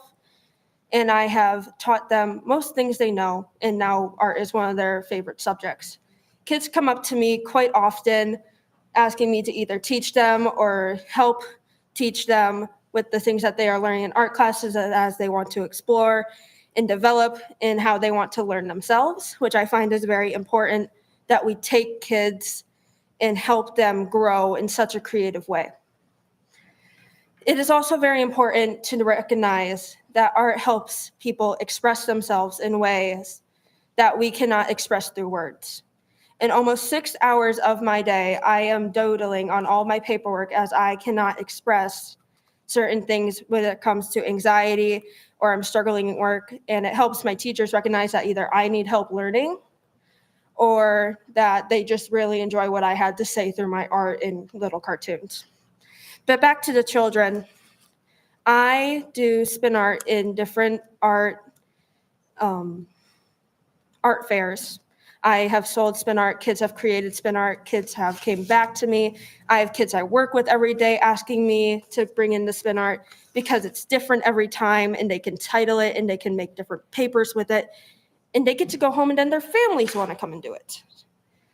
I find that very special, that kids, young, future of our economy and future of the people who are going to run America one day, want to explore in creativity. If creativity didn't do anything in our lives, we wouldn't even have this room standing beneath us and above us. And that's all I have to say. Thanks very much. Thank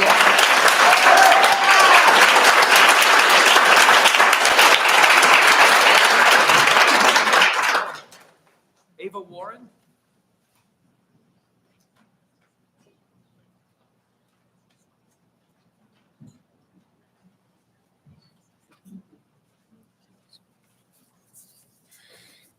Dear members of the school board, my name is Ava and I'm a freshman at Brighton High School. I come before you this evening to express my gratitude for my art teachers, and I share why they are important to me. For those who know me well, know that I am happy and kind and can often be found working on something that has to do with a form of art. Like most students, I don't like to be put on the spot. In art class, I have always felt at home where I could fully be me. Art is something that has always been a part of who I am.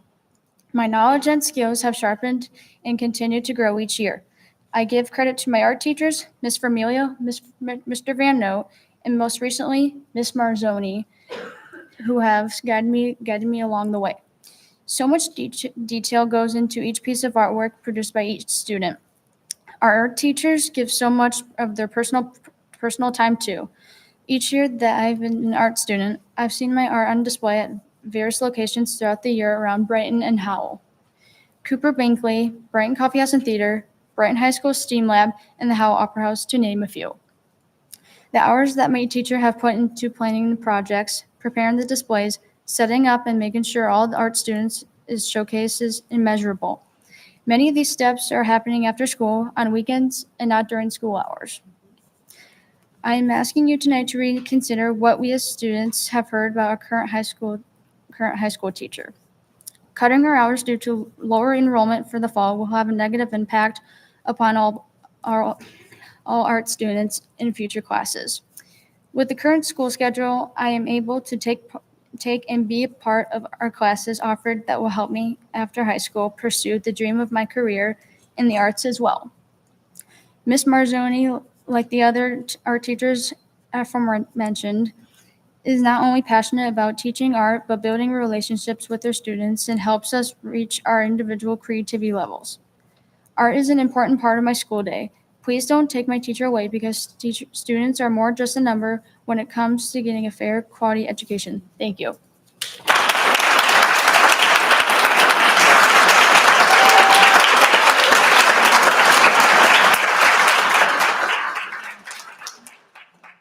Kelly Uphouse.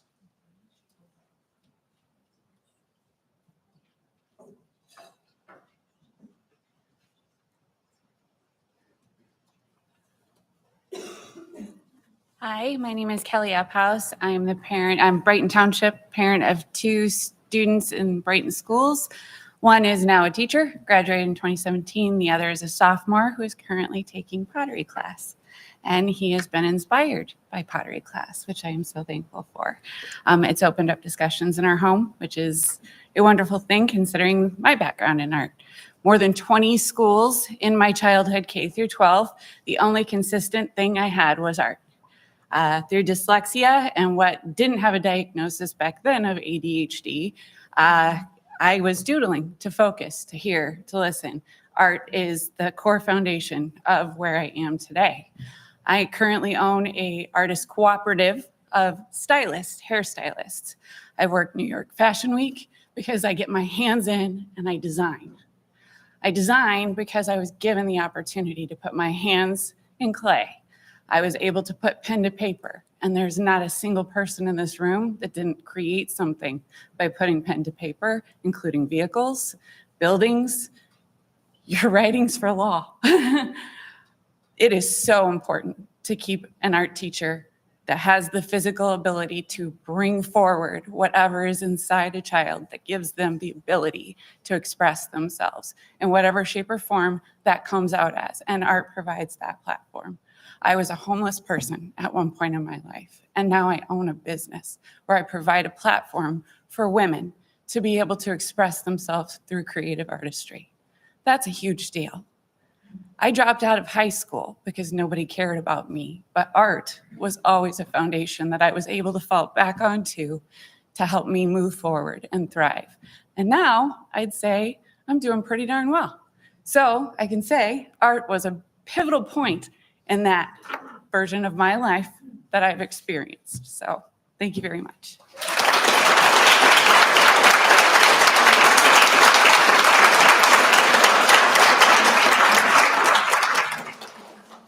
Nora Bruno.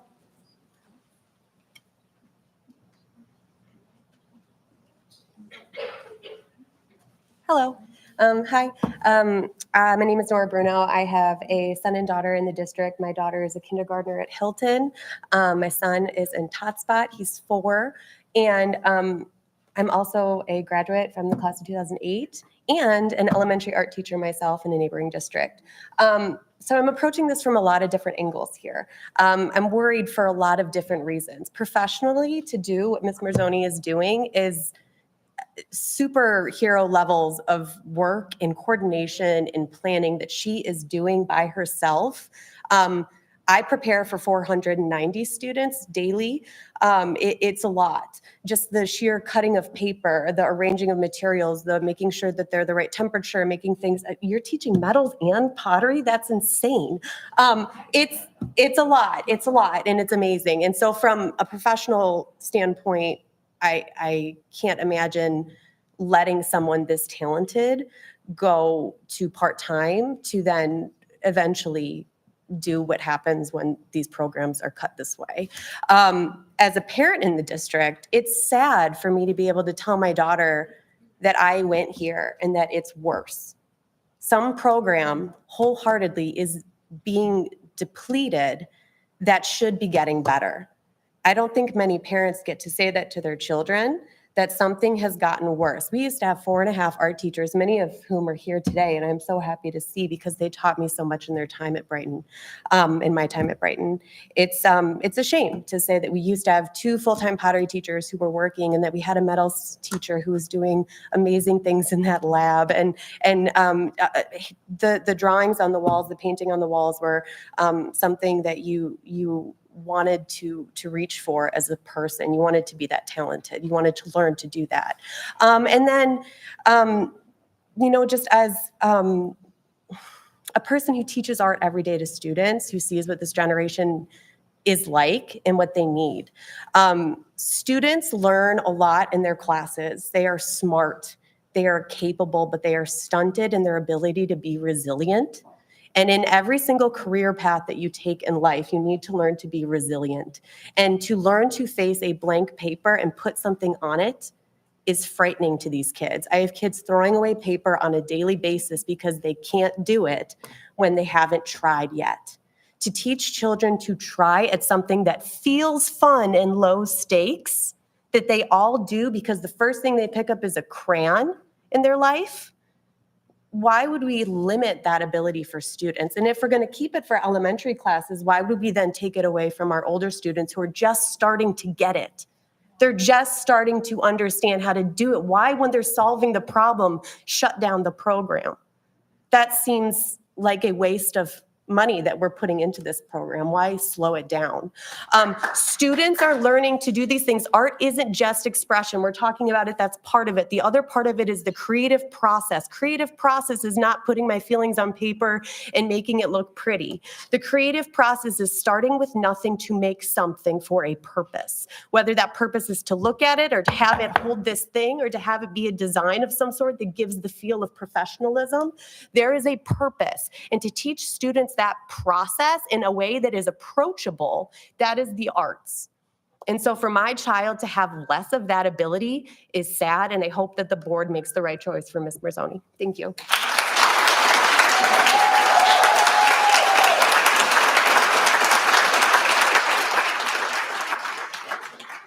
Okay, Ward.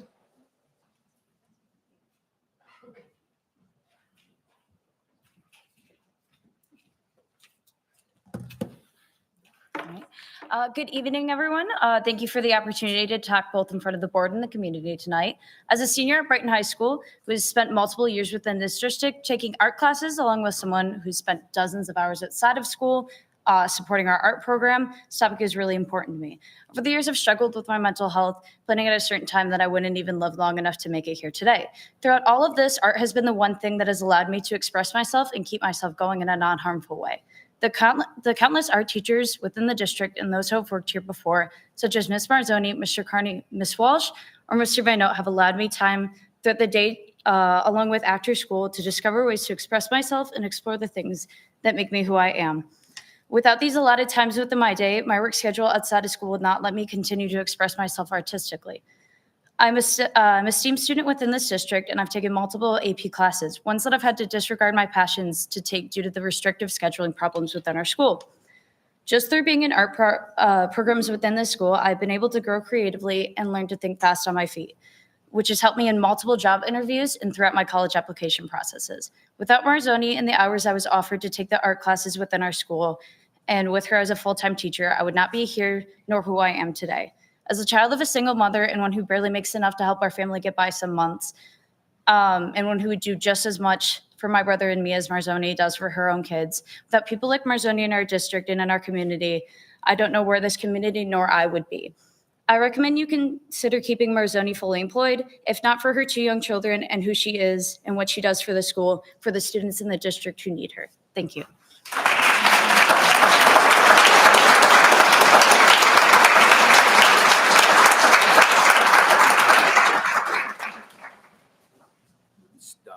Is it Tula Tula, except one name.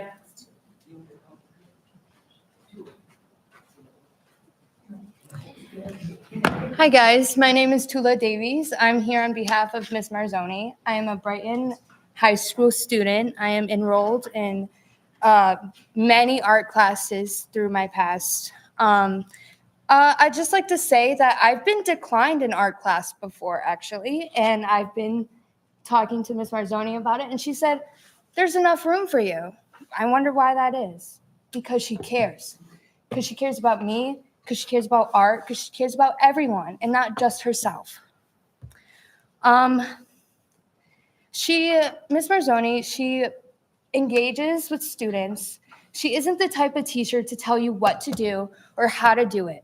She says, go off on your own, be your own person, like, be yourself. And I'm just like wondering why I have to take classes that I'm not interested in. And like, how do I explain this? Like, you're making me take classes I'm not interested in and like health and PE. Why am I required to take that before I graduate, but I can't take art? I'd also like to say that throughout my life, I've been told high school matters the most. That's where my GPA comes in, my grades, me as a person, but I can't express myself if I don't have that opportunity. You are going to take away my opportunity to express myself because there's not enough interest. I had interest in art and I got declined. But I mean, like, do we care? Are we paying attention to students? Are we just paying attention to ourselves? That's all I have to say. Thank you so much.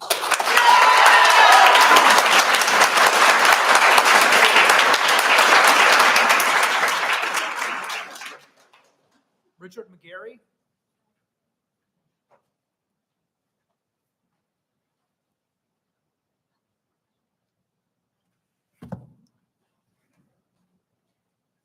Hi, my name is Rick. I graduated from Brighton High in 2008. Professionally, I am a senior engineering manager. And outside of my profession, I run a nonprofit arts collective in Ann Arbor. And, the art system or the art that I got in Brighton High left like a really lifelong impact on me. I didn't just learn how to make art. Like I started to form like a connection with myself and figure out how to express myself. And, I've just like furthered that. Like I'm an engineer for work, but I also like learned physics to make big structures and like art projects. And I learned plumbing or pyrotechnics or whatever. And that's all like, there's like this synergistic, that's why there's an art as part of STEAM. Like it's just like insane that you guys are even entertaining this as a decision. This will leave a lasting negative impact on the children of your community. Like, I think I cried a little bit when I heard about this the other day. Like, this is just, like don't use logistical problems or budgeting excuses to justify like the dilution of your morals. If you're actually committed to being caretakers and good stewards of like the education system, like we wouldn't be here today. Like this is just like, I'm just blown away that this is even an option. Like how much money got dumped into athletics? Do you think that there are stacks of research papers that show the benefits to athletics that even like come close to the benefit of arts, like that you were just handed there? Like I doubt you'll find that. Like it's just not the same. I did all those programs. I took a bunch of AP classes, advanced math. Like those were kind of boring. They served me a little bit, but like connecting with myself, like really it served me the most out of my education here. Like I could have forego all this other stuff. So I yield my time. So.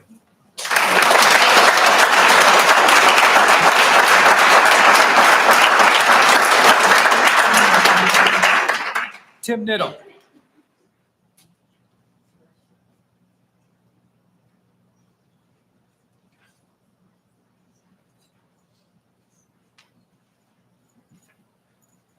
Good evening. My name is Tim Niddle. I am a teacher in Brighton High School. I'm also in the leadership team for the Brighton Education Association. I've been a teacher here 28 years. I have 3 children who have attended Brighton schools. My oldest is now graduating from medical school, and he will have a residency in surgery. And when he was in his 4th year, he was in his surgical class, and the surgeons remarked at what amazing skills he had. That was his dexterity. I mean, he has a brain, but the dexterity he got from the arts and from music here at Brighton High School. So arts and science go hand in hand. So we all know Leonardo da Vinci, right? We know the Mona Lisa. Do you know he also did anatomy? And for centuries, his drawings were used to train doctors. Do you know Grey's Anatomy? Yeah, it's a TV show. But did you know it's actually a book of medical illustrations used to teach doctors anatomy? Arts and science go hand in hand. Some of the students here know me as a nerd. I am. But I also love art. I can't do art, but I appreciate it. I have it in my home. And every time we go on vacation, we visit art galleries because it just tears me at the heart. I love it. And I love that people can do it. I can't do it, but I love that people can, that they can express themselves that way and express humanity using art. So, another thing. Do we know who George Papanicolaou is? Half of the people should know because he invented the pap smear. But his photographs of cancer cells could not convince people that his work was useful. It took the work of an artist named Hiroshima Murayama to make the illustrations of those cells. And there's a famous picture of him looking in a microscope and drawing pictures of cervical cancer cells. And it was those drawings that were used to train technicians to identify cervical cancer and have saved millions of lives. So when we talk about STEAM, it's art and science hand in hand.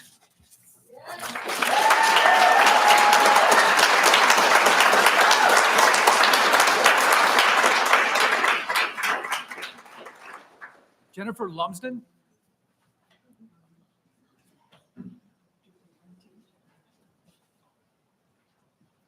Good evening. My name is Jennifer Lumsden. I have 3 kids in the Brighton schools. I have 1 left at Spencer, 1 at Scranton, and 1 in the high school this year.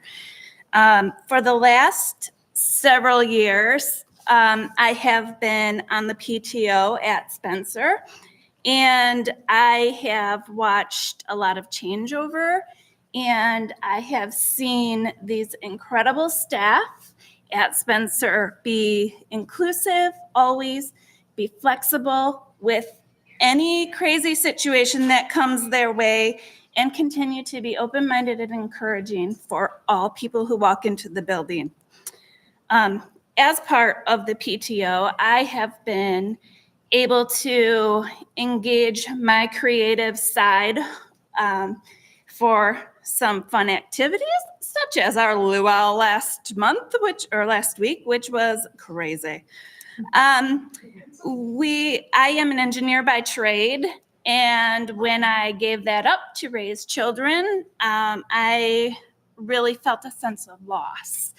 And I turned back to crafting, and that is what continued to give me a sense of purpose for a long time until I had kids at Spencer and joined the PTO.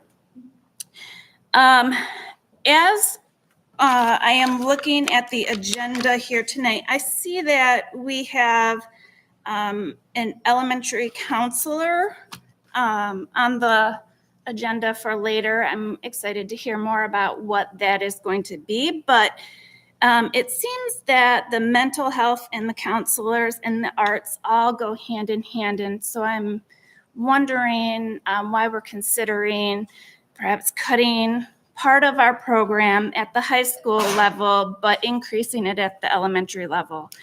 They all seem to go together. As I'm looking around this room, and I'm not sure how many of you have met teenagers, but I am astonished by the number of them that have emerged from their bedrooms tonight to be here to talk about the arts program and to support the program. And if that doesn't scream, we need these programs, I don't know what does. So I'm just here to say, I really love this district, and I really hope that we continue to encourage these kids and continue to tell them that the athletics and the academics are not the only things that are important in their lives.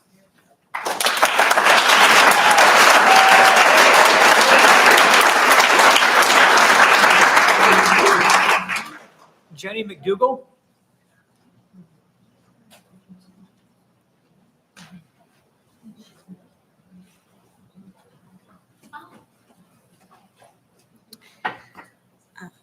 Hi, I'm Jenny McDougall. I have a fourth grader at Hawkins Elementary. This is very outside my comfort zone, so hopefully I don't stumble over this too much. I have a fourth grade at Hawkins Elementary. I've actually known Becca for about 17 or 18 years now. We met pre-kids back when we worked for a photo company. Becca has always been passionate about her art. You can tell by the time she's put into this and by what her students are saying. My daughter loves art. Mrs. V has been amazing for my child. She pushes her to go outside of her comfort zone. My daughter, since kindergarten, has had one thing to be when she grows up, an art teacher. I am scared if she's going to be able to get into the art school that she dreams of, if only 90 kids can get into an art class. She's got 8 more years until she's going to hit that high school. That's 8 more years of potential cuts. It's a slippery slope once you start doing it. We should be expanding the arts programs. We should be having digital art classes. My daughter runs Procreate, which is a professional art program, like a champ. Her teacher this year, she drew an entire class photo of her class that her teacher showed, and the students were amazed. She's 10. Instead of cutting the program, we should be looking at ways of expanding the program. What are leading people using? What programs are they using? What media, what out there needs to be done? Not cutting it. So that my kid can get into the art school she dreams of when she gets there.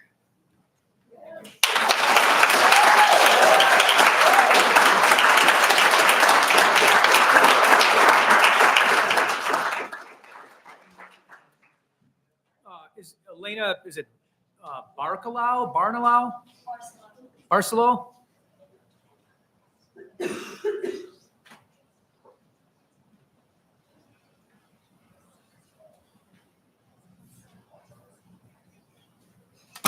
Hi, my name is Elena Barcelo.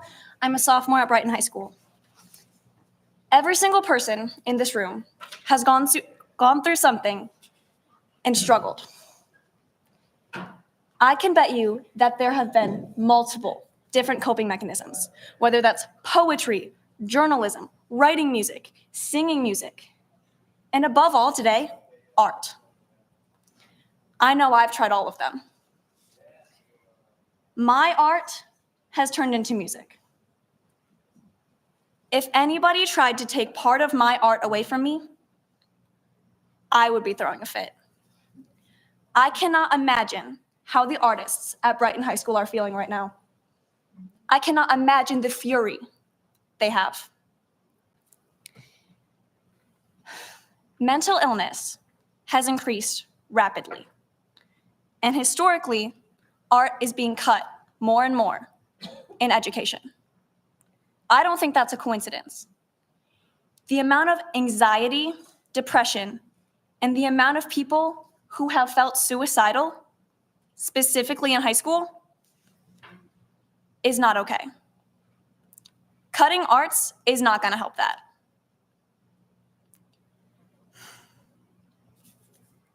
What do you want for the future students?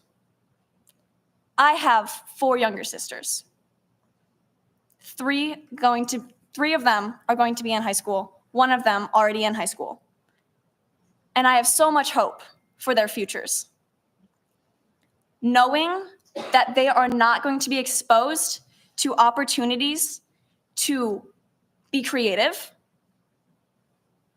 makes me upset. They deserve more. Give them more. Thank you.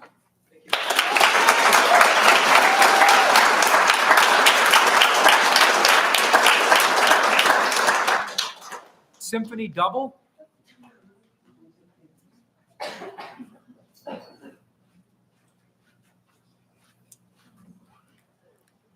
Hi, my name's Symphony Double. I am a junior at Brighton High School. I just wanted to come here today to tell you my experience with my art and why it's so important to have. I used to go to Plymouth Scholars Academy or charter school, and I used to love this art teacher. I moved here in my 4th grade year.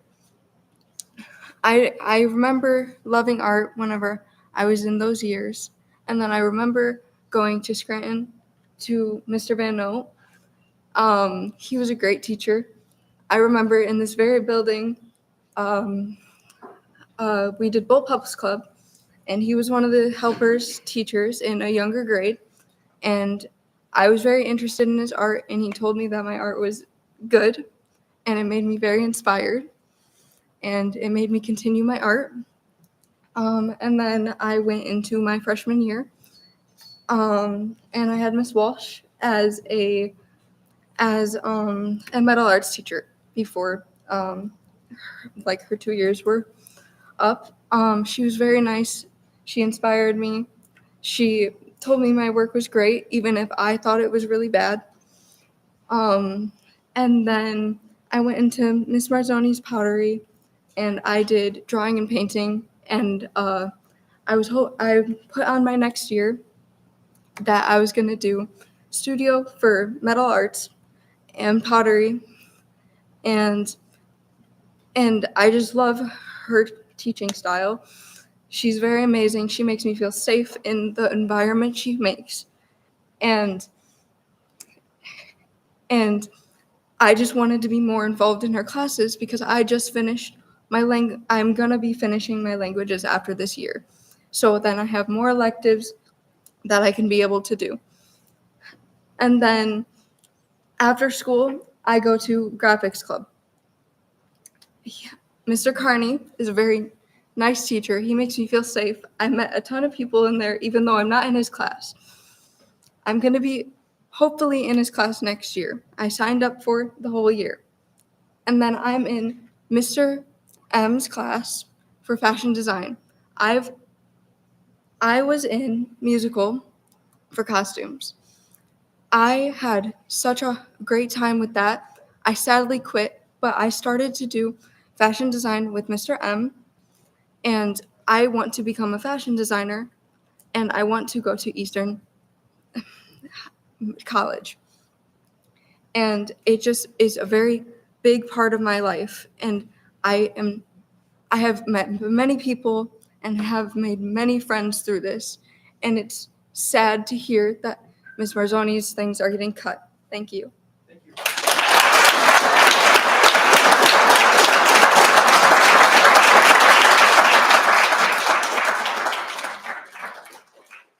Marilee McBride.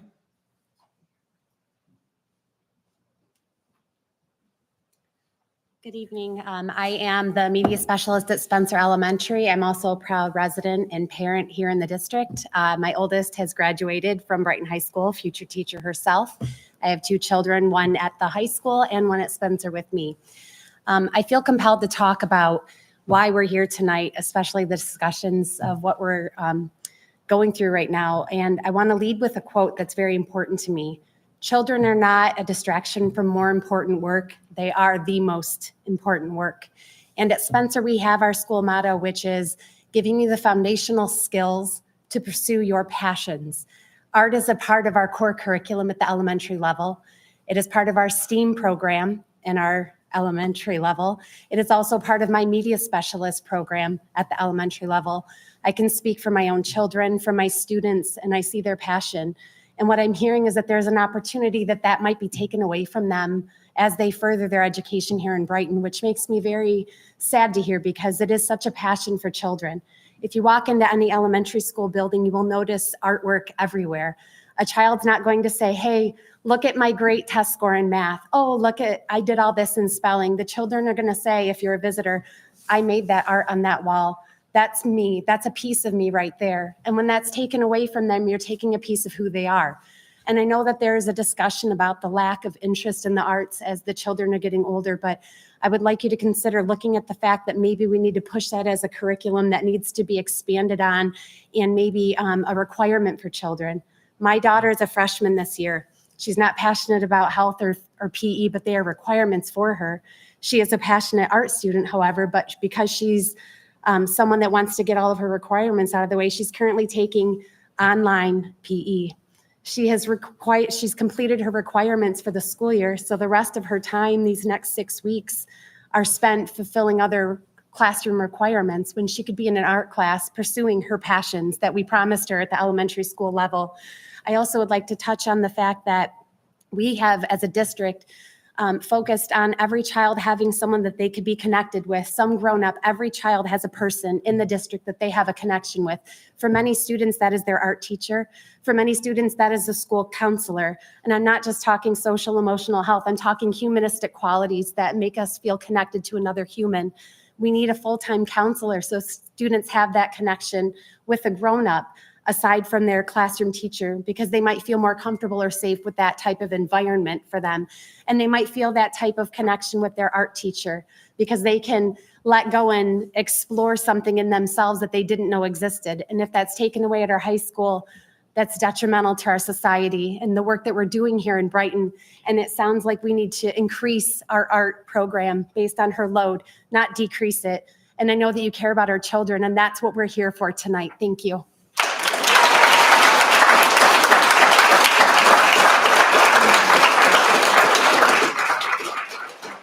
Jeannie Price, and this is the last card that I have. So if there's anyone that would like to address the board that has not completed a card, this will be the last warning. Okay. So I wasn't planning to speak at all because this is not something I normally do, but just being here and listening. I teach first grade at Spencer. I've taught junior kindergarten, second grade, and first grade. I have 3 children in Brighton area schools, Spencer, Maltby, and Scranton. And teaching the young children for all of these years, to hear that this might be something that is so limited. I had no idea how limited, and my son's going into 8th grade, soon to go into the high school. It's unbelievable to me. I went to Northville High School, and I mean, we had photography and we had all these different art classes, and it sounds like we have nothing, so minimal. And I have so many students who we do Zen Zone after lunch, where the kids come in, they get a piece of paper and no one's allowed to talk. They have to sit and just be within themselves. And you should see the drawing that happens. And these children are looking at each other's drawings and being inspired by each other. You would be floored to see and watch. They're sitting next to each other. And one boy who's just so talented, all the kids sit around him and look at what he's doing and are trying to do those things. I had a class 2 years ago, they're 3rd graders now. The artwork that these students did was just amazing. And to know, okay, you're in 3rd grade and moving forward, the risk of them not having this, and these are some children who need to draw, who need to do this in order to, because even the littles, they have anxiety. It's there for them too. So just knowing the talent, and even the kids, my one son who's going into 7th grade was never into art, didn't really like it. He has one of his best friends is hugely into art. He did the Maltby cover for the yearbook last year, I guess. And he said, I'm going to sign up for art for 7th grade for Scranton. And I was like, what? Why are you doing? I didn't think you liked art. And he said, well, my friend does it. And I just want to do it because he does it. And it might be something that I like. So it's not something he would ever have chosen had it not been inspired by this friend. But who knows, maybe he'll take art in Scranton and then love it and be passionate about it, and then we'll have nowhere to go with it. So I don't know, that's all. I didn't plan to say anything, so.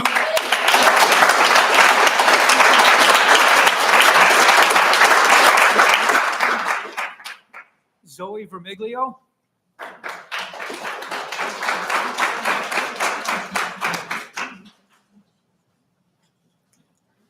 Hello, my name is Zoe Vermilio. My mom is Janelle Vermilio, who teaches at Hawkins Elementary School. My whole life, I've been surrounded by art. I grew up for a little bit in Hazel Park, and then I moved to Whitmore Lake, and now I'm here. Throughout those years, I've always found my place, whether it's in the Detroit Institute of Art or just going on to the Hands-On Museum.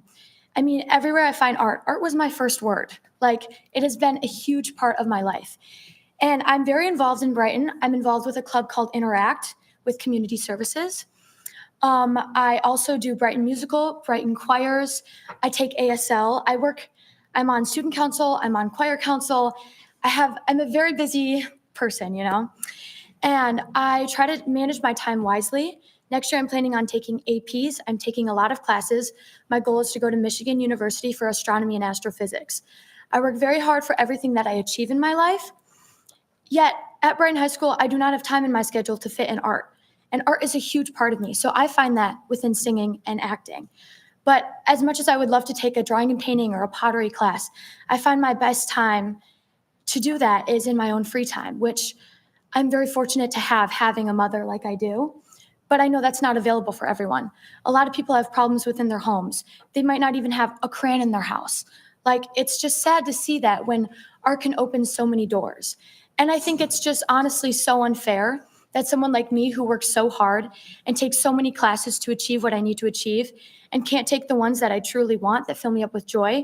But then there are students who can take Bake Shop for years in a row and classes that just repeat themselves with the same curriculum. How is that allowed? That just confuses me because I feel like kids in high school, that's their place to find themselves and find how they want to be successful. Art, as it's been said before, can be seen in architects, vehicles, here, in your clothing, in just this whole structure, everything. And it's just bewilders me that people can't see that. And I think that art needs to be appreciated more. Thank you.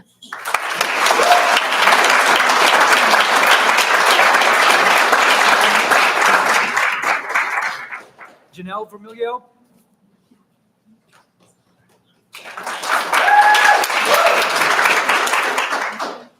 Okay, I have a lot to say, so I'm going to try to keep it short and sweet. My name is Janelle Vermilio. I am a parent, a community member, art educator, and artist within the Brighton area school district, so I wear a lot of hats. The visual arts are essential to high quality and balanced education. Learning to paint, create a website, or design an energy efficient home requires mastering skills that are often invisible to the naked eye, but are developed through a strong visual arts curriculum. When my students, or when my own kids started here, I wasn't working here yet. And I was over the moon that there were 4 art teachers at the high school. And I was so excited for the opportunities that my son could have. He struggled coming to a high school of this size, coming from a smaller high school, and he found his why in art. Graphic design was his thing. He branched out and took pottery and drawing and painting and really strengthened his skills. He recently just started his own business as a graphic designer, doing fashion design and clothing. And I strongly believe that if it wasn't for his foundation here, I'm not sure that he would have pushed himself and had the confidence to branch out and create this life for himself. At the elementary level, we set the foundation of a rich art experience, exposing students to a variety of art materials, processes, artists, and a love and passion for creating. Students are exposed to the arts consistently by rotating into art class every 4 days. And when it's time for students to transition to intermediate school and choose a year-long elective, art is not even a year-long choice, which I have a problem with. For example, like PE is, and in addition, PE is also a required rotation for all students. I feel that this is where the wrong message is conveyed and some disconnection occurs within our program. The arts position in the school curriculum symbolizes to our students what adults believe is important. For a district like ours and the resources we have, we should be adding onto our art program, especially at the high school level. enlightening and encouraging students and parents about creative opportunities, careers, and connections beyond high school. I mean, art is my why. If it wasn't for my art teachers that I had, I moved around a lot. I was a new kid several times. And if I didn't have that safe space of the art room to encourage me, I don't know if I would be an art educator today. And I wanted to give that back. And I really try to create a safe space for kids to create in my room. And I'm oftentimes encouraging them to take classes to continue their art education at the high school level. Like, oh, you love doing clay? Well, guess what? You can do it all day. And I really think that there is a better way, and it should really be reconsidered to not cut Ms. Marzoni and allow kids to be able to explore the arts and and potentially go beyond with that. So, thank you. Thank you very much.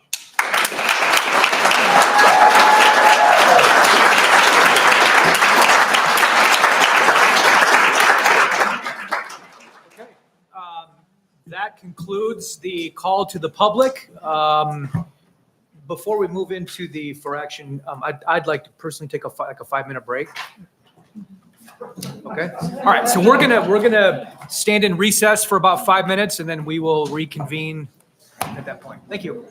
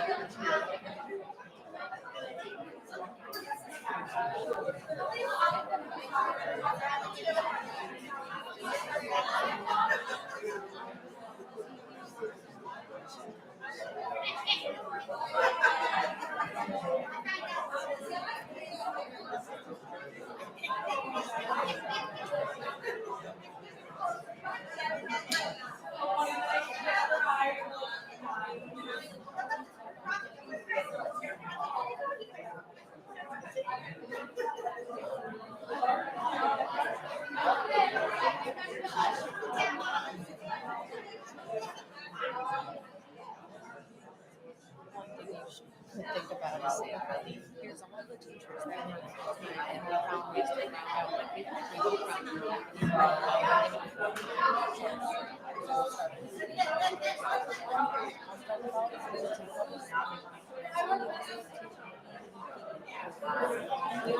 you know what I'm saying? Like that's when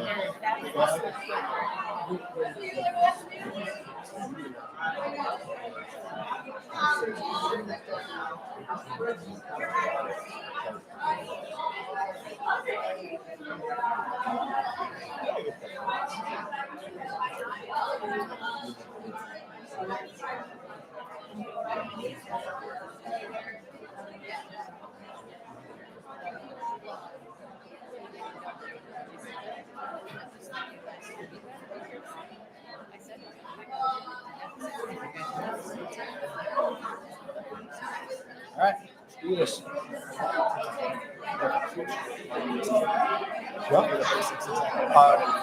And you're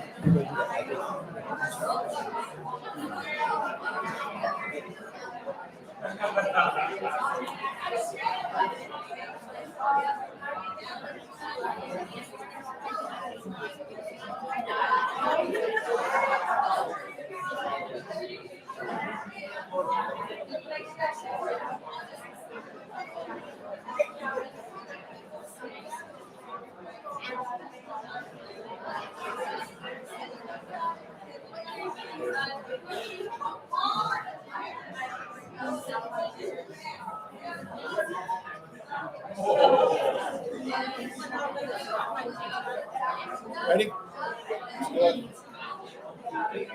Johnson, ready?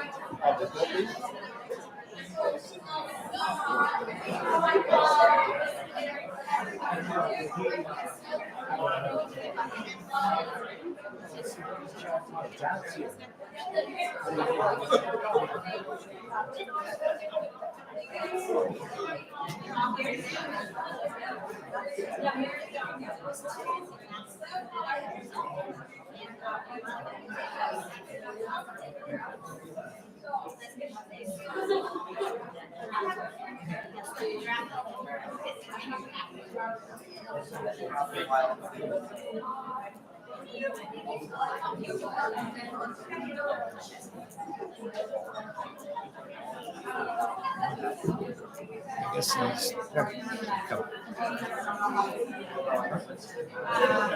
I did not. I know we talk it all like she comes to the live.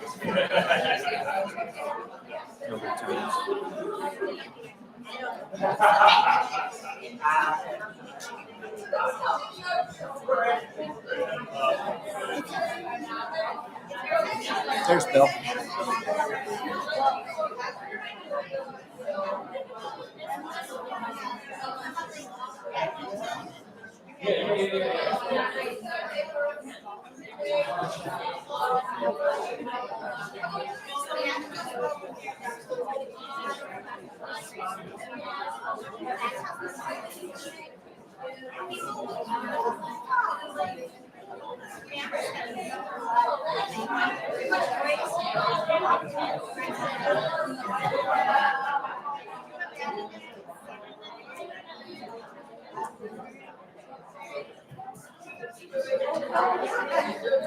You ready to get going? Guys ready? We're going to continue the meeting now, folks.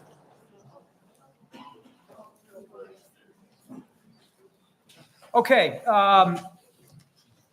For the sake of the time and letting you folks get out of here at a semi-reasonable hour, and for the sake of getting us out of here at a semi-reasonable hour at the end of the meeting, I would like to make a motion to amend the agenda, and I would like to move what is currently item E in for action, the staff reduction certified, up to what will now be item A, and then all of the other items will be adjusted accordingly.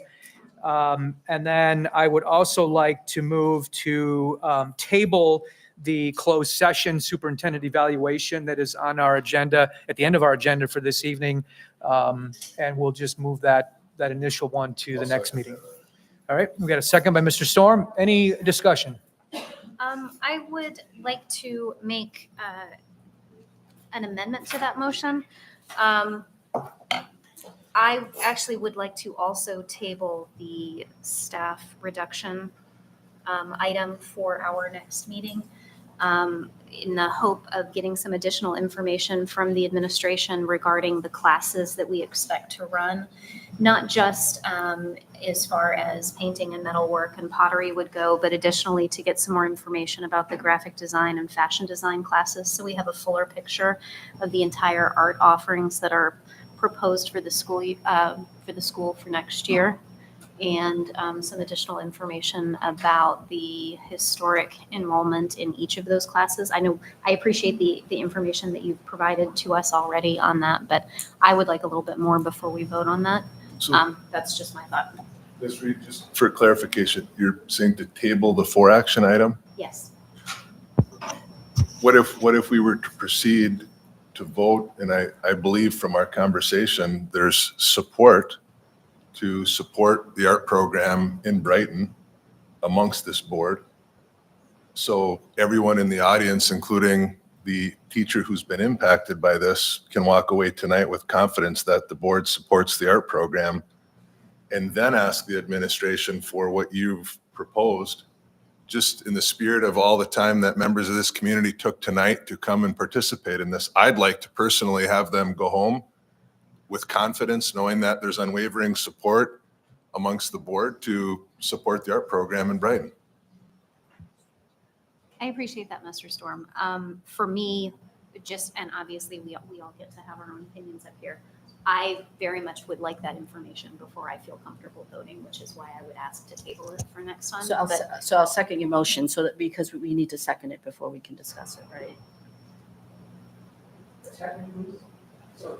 We have a second motion to amend by Ms. Reed and supported by Dr. Krebs. I don't know what talking about the additional classes are going to do for this vote tonight. Why don't we vote so these people don't have to sit around for another 2 weeks and wonder if their job's in jeopardy or not? I don't understand what additional information is going to help us tonight decide. I feel the same way. I mean, obviously there was just an enormous amount of outpouring and support from the community. I mentioned to a teacher, where's Barry? I won't mention who, Barry. I don't want you to interrogate me tonight, but I did speak to a teacher in the hallway downstairs who's in this room and mentioned that I grew up in a artistic home, music. I took art when I was in school. I was in the drama club. I played trombone in the high school band. I studied art at the Rhode Island School of Design.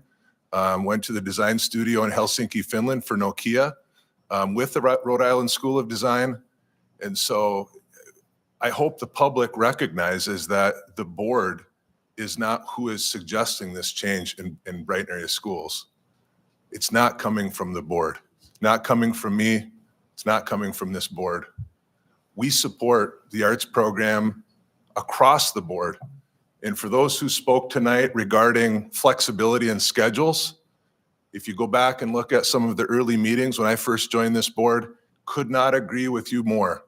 It's a huge impediment for all students to be forced into a curriculum with no flexibility. 100% completely agree with every person who stated that tonight, and I have mentioned the same to my peers on this board. So I would prefer that we give the community confidence that we as a board support the teacher and the art program, and we can take up any further discussion regarding the balance of other classes and programs in future meetings. I guess I have one question. Isn't there a time frame by which this decision has to be made? Isn't it the end of April that a decision one way or another would need to be made? Yes, April 30th is the deadline. So as a practical matter, I mean, it would be moot to table it to, Mr. Conley. No question. We have to maintain a strong art program. None, in my opinion, and I would take that out of the next career. And the point of the dollars that we're talking about here in our budget, it doesn't measure at all. And it's a shame we're even here. We shouldn't have ever really even considered cutting that position at all. We have one, I didn't know we were down to one. I had no idea. And we have to let them go tonight knowing that we're going to support them unconditionally. And we'll support the art department to the fullest extent. And I think it's an absolute necessity. It's not a maybe, it's required. It's required of us. As elected officials, we're the ones responsible at the end of the day to make sure budgeting, I mean, we have a $5 million surplus in one budget. And then we have the best fund equity in the history of the district ever. We shouldn't be looking at cutting anything that's so beneficial to students. We should be adding to it some ways. And these smaller class sizes, in my opinion, could be a real benefit to students. Can't put 30 kids in these art classes and classes like that, including CT of other types that, so let's stay with it. Let's follow through. And I understand, Alicia, let's read what your position is. So I would just call a question on that. We can vote on it. And then we'll move on and, respectively get along with everybody. I understand your position because you're, eyes dotted person. So I appreciate that too. All right. So I'd like to call a question on Ms. Reed's motion. We need a vote. Well, there has to be a vote. Well, I was actually going to withdraw the motion because if we have to make a decision tonight for it to have any effect, whatever, then we need to vote on it. So I withdraw my amendment. Call the question. So the motion that's on the table is my motion, supported by Mr. Storm, to amend the agenda to move the staff reduction item up to item A and to remove from the agenda or table at the closed session. All right? All those in favor signify by aye. Aye. Any nays? All right, that passes 7-0. So that moves us to the for action portion of the agenda, which is the item E, the staff reduction, which is now item A. Probably don't need any further introduction of the issue. The issue before the board is whether there's going to be a reduction to 0.6 FTE. And so in order to begin the discussion, we will need a motion. Is there a motion to approve that as presented in the packet?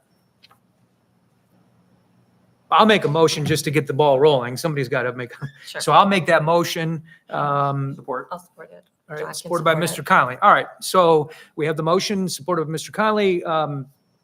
Any discussion? Mr. So Tremblay? I know we all say we're up here for the best interests of the children, but I'm not so sure just eliminating a art teacher is the best decision for our children in Brighton schools. Again, as a school board, we sit up here, we take the recommendations of the administration. This isn't us deciding that we need just to cut. I'm sure, how many other classes, Dr. Outlaw, are there that aren't full now in this high school? You know? That aren't full? Yeah, I mean, this art class isn't full, right? And that's the reason for, Yeah, there are 3 classrooms full of students for this class. What, well, are you asking which again, classes are not at the contractual max? Yeah, because again, isn't this part of the reasoning for this class is because it's 50% less students or something? Correct. So how many other classes aren't full in the high school to the maximum? You're talking about like programs or? Classes, like teachers, where there's teachers in the classes teaching? Yeah, there's space in classrooms, but we Okay, so target this at isn't 30. the only class that A isn't full. 33 is a cap. Yeah. But, so there are no other programs that have had a 50% reduction. Obviously, we'd love to keep art, but our job is to match student enrollment with staffing and bring that to you, and that's what we've done here tonight. I understand So, that. and there were other areas that were reductions, and we were able to make those reductions and find staff because of people's certifications. We were able to fill their positions, but I don't know exactly what the final FTE is. Jake, do you know what the final FTE reduction was at the high school? I think I have it somewhere in here. But again, I'm asking, are you aware of other classes that aren't full right now in the high school? That are, so, Well, what is full? I mean, yeah, I mean, Is there a lot of open seats in the class? Right. There I mean, it's there are pretty open quick. seats. We Okay. target around 30 students in a classroom. The contractual limit is 33. So yes, there is space in classrooms. So there's other classrooms that don't have 33 kids in them. Absolutely. We target 30. Yes. Okay. Are there a lot of them, or don't you know? 30 would be pretty much across the board. Across the board? Right, right. And those teachers are all continuing to teach, right? Any classroom that had 30 in it, that class would be in the master schedule. Right. Okay, well, again, as us sitting up here all claiming that we're, here for the kids and the betterment of the kids, I'm not so sure eliminating this class and this teacher is really good for the kids. It may be good for the administration, but in my opinion, I don't think it's a good choice for our kids here in Brighton schools. Mr. Conley? I said what I had to say, but I do get the scheduling and what the students are facing, but also a student, I think, brought up this issue of 3 years of bake shop with no escalation and kind of a position or certification coming from that. I think that we have need, and I like all the stories, and of course, Dr. Diddle and Carol Cook and all these folks. It's quite a representation of like hardworking educators too that come from outside being artists necessarily. Carol's my history teacher, and Dr. Diddle was my son's biology teacher. Just brilliant people, and appreciate their time here coming tonight. It's a lot of time, but I think we need to get behind our department because it is. I heard you talk about lives changed and this. We're all about the students' well-being, and health. We truly are. I truly believe this board's about that. So I think it all sits right there in the art teacher. She's got it and she has it. It's been that way. My sisters all had art when they went to Brighton schools. One's a professor now at Wayne State and a doctorate, and she had Mrs. Broderick. I mean, you think about it, and I had her too. You just think about that stuff. So it goes back. You start listening to people talking. What was the inspirational part? I'm a technician, but who knows how art's been used? I've drawn a lot of stuff. So I think we just get past it all, and we have to turn down this motion, right? That's the next step, Roger. We'll have to vote on it. We have to vote, but now it's for reduction. Do we have to modify the motion then? So No, because if it fails, if the motion fails, then we don't have to deal with it again. Okay, so I don't think else anything else to say, but I think we should vote on this. Go ahead. I don't look at this necessarily entirely as unsupporting the arts or supporting the arts. I think it's a more complicated issue than that. And I do think that scheduling plays into this, the requirements that we have at certain levels and what students are allowed to choose. I also do think that it is concerning that we've had a 50% decrease in students that are requesting it. And if that's related to scheduling requirements or what's being pushed at certain levels, or if there is just a shift in where students are focusing their time, we do have other classes at the high school that offer creative outlet. So I feel like it is not just straightforward, we're supporting arts or we're not supporting arts. It's a much more mixed and deserving of additional discussion, regardless of where this goes tonight. I understand we're under a timeline and we have to make this decision tonight specific to this one course, but I do think it is something that we should look into in greater depth moving forward and have a more comprehensive approach to what we're doing. I mean, I couldn't disagree more with Ms. Marks. Eliminating the last art teacher in the high school is a disgrace. It's an absolute disgrace. And to say anything but that is a disgrace. We, as a board, I did not vote for it, but I have been accosted by members of this board for publicly opposing the $1.6 million contract that was awarded to our superintendent prior to performing his annual review.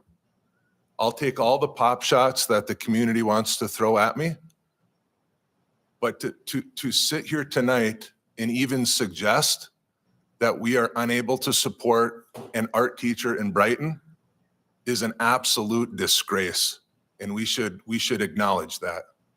We as a community, we as a school district have the financial wherewithal, and we have the support in this community to support our art program and to support our art teacher, and we need to do more of it.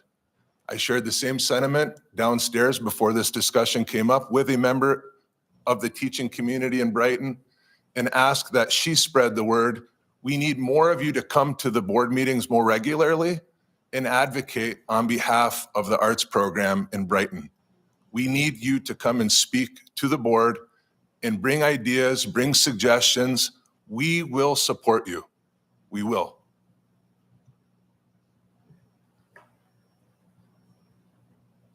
First of all, I'd like to say that, Mr. Storm, I actually disagree with you, and I understand.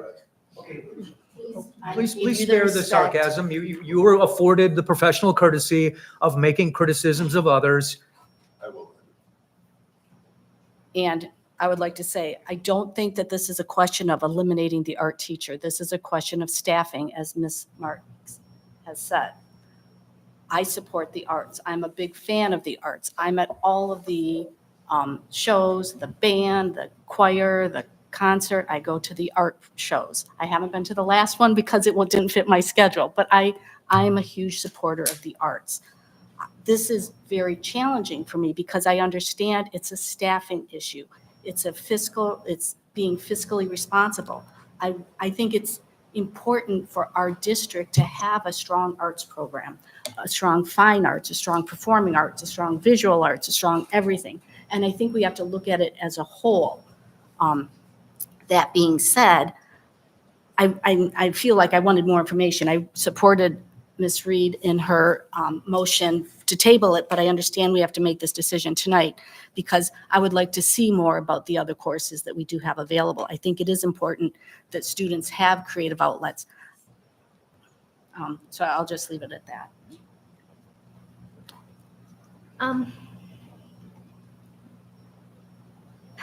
I've got notes here on where I wanted to begin, but this is not going to be my most polished, unfortunately, because I do feel passionate about this the same way as a lot of our speakers tonight. But I do think it's important that we play from a clean set of facts. So we heard a lot tonight about concern that students are being pushed into health and PE classes that they might not want and they would rather take art classes instead, but they're being pushed there. And I think there is value in us examining the way that we are counseling our 8th graders, 9th graders, 10th graders, 11th graders as they are looking at their course schedules to make sure that we are taking into consideration the things that the students want to do today and the things that the students want to do 4, 5, 10 years from now. Because whether we like it or not, a lot of the choices that you make about your courses in high school will impact the things that are available to you when you want to go to apply for college. And for a student that is thinking about that, a student that should be encouraged to think about that, there are a lot of choices to weigh, and there are not always right answers. There are just different options, and the students should definitely have the support that they need to understand those options. Their parents should have that information too, so that their parents can help them work through those options. They should have support from counselors so they can make choices. But PE and health are state requirements. We can't get out of those. There are lots of ways for students to solve that, but it's not simply the option. We don't have the option to eliminate those from the course schedule. Those have to be there. The courses, well, this board, for the entire time that I have been on the board, so 8 years now, has always asked the administration to fit our staffing to our student interest at the high school level. We have different priorities and different choices that we make at the elementary and intermediate level, but at Scranton and at the high school, a lot of those elective choices have always been driven by the choices that our students and their parents are making when they sign up for classes. And that allows us to be nimble and to present our students with opportunities that they are interested in and passionate about. It also has the advantage of being fiscally responsible. We are not like some neighboring districts that were growing staff and growing staff and growing staff at the same time that the students were leaving their district. So we don't have the same types of financial struggles that maybe we have had in the past and that some of our neighbors might be having right now because they allowed their staffing to outstrip the student enrollment and the student interest. So I would not want us I would not want the impression to be that the administration came up with this out of nowhere without the guidance and direction over the history of this board. That is something that Dr. Gray instilled in us and that Dr. Outlaw has continued, and it is important to the success of our district. That said, there is a balancing act here, right? Because if we don't have coursework available for our students at the high school, the interest will start to wane further down too. Because if students don't see the opportunity to grow in the course, the path of their choice at the high school, they might not take it at Scranton anymore, and then they might not take it at Moby anymore. I know I have had a lot of conversations with Dr. Outlaw about our music programs and some of the struggles that we have had there as enrollment has declined in some of those performing arts programs. And I absolutely support the work that the administration has done there to try and make sure that we can keep talented staff members in those positions and keep those courses available for the students that want it and look for ways to reinvigorate those programs. And I hope that we can do that with our visual arts program as well. The other thing that I think it's important for us to all acknowledge as we're here is that the visual arts is bigger than just this one bit of course load, right? That's a very heavy course load that is represented by this 1.0 FTE, but it's not the only courses that we offer at the high school. So one of the things that I hope we can continue talking about, even though we have to take this vote tonight, is what is the full picture of the courses that we are offering in the arts at our middle school and high school levels? How are we staffing those? How flexible are those schedules? And how many students that put a particular class as their first choice can't get it because of the other things that are on the list? We're not going to be able to solve that for everything. It's a huge building. Not everybody gets every class that they want. I know that that's not the real world that we live in.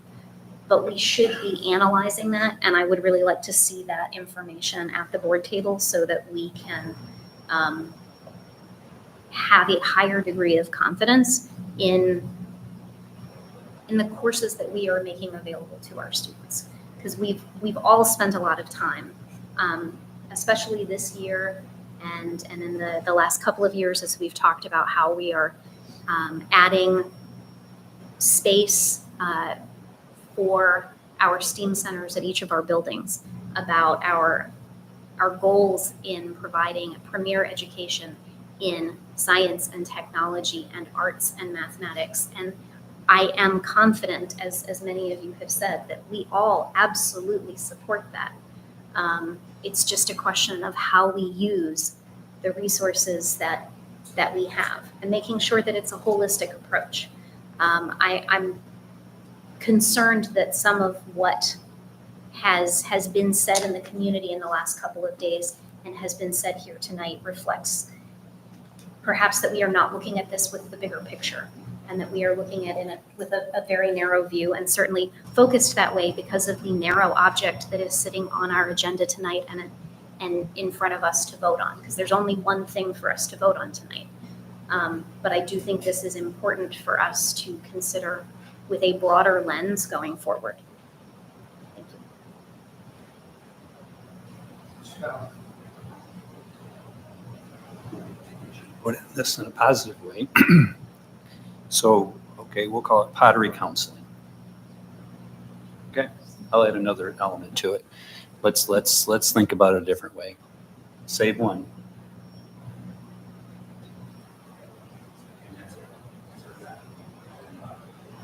I've been trying on every project since the beginning of this run for decades now. Remember, I sit in this building 5 decades now. I was here. So I learned under some of the best, Bob Scratton. Should probably take a moment of silence. He lost his wife the other day, Mildred. So we're responsible. And in that, we have a group here that's very responsible as well to our community and our students always, and other staff members and other things that come up. So I can't see this being a place to cut anything.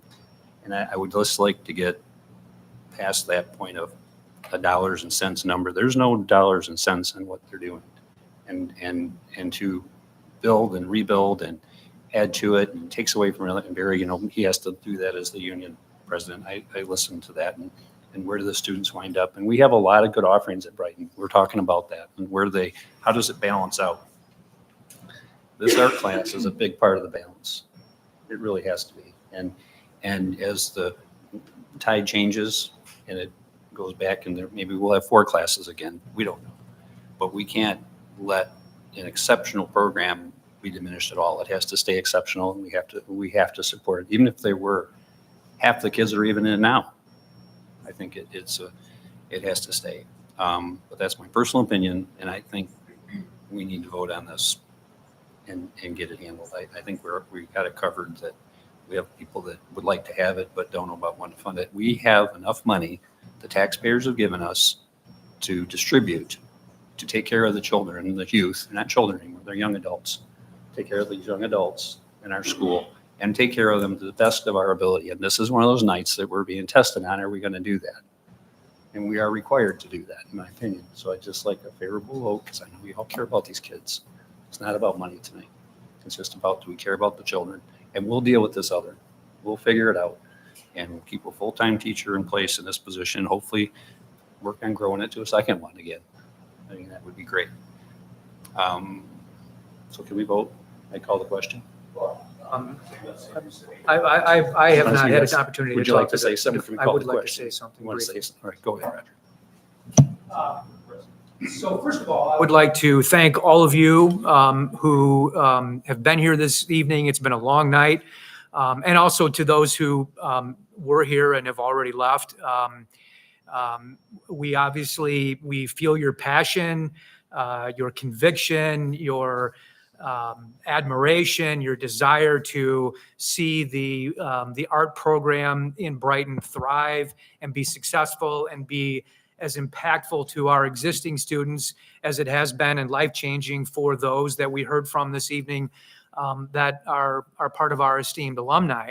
And so I thank you for that. It's important that our community is engaged and is passionate about what is very meaningful to everyone. I want to just briefly start. I want to kind of follow up on something that Ms. Reed alluded to, because I think part of what has been lost is the process here. And I want to start there because we're here tonight because after all of the students in the high school went through the course selection process and chose the courses, at that point, the administration then has to perform the staffing for all of the courses that have been selected by the students and the appropriate staffing level. And sort of as a layer to that, we also then at the same time, we get notifications of teachers who are retiring. And so it becomes for lack of a better word, a kind of a sausage making process where you've got the students have selected their, what they want to take. You've got the teachers the list of the teachers who are retiring. And you can then, depending on if there's movement in the classes that have been selected by the students, where a teacher who has the appropriate certification can then be reassigned. It's a way to really address all of the staffing, and the hope being that all of the staffing can be addressed without the need to actually reduce or completely lay off certified teachers.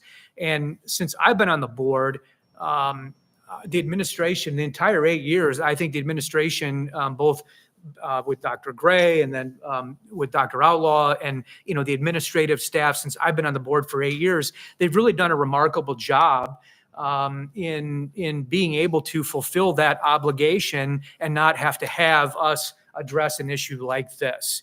But after that process is completed, there is still a potential issue of there being an overstaffing. From my perspective, I believe that that's an issue then that needs to come back to the board because that's not a decision that necessarily the administration, they're not the ones making that decision.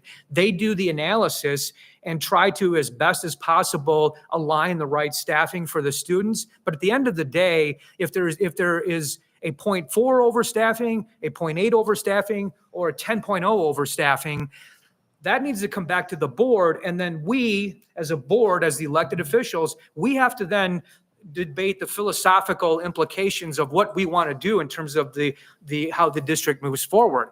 And we may, depending on where the, what it is that's being proposed to be reduced, we as a board may collectively decide that we're going to support that reduction.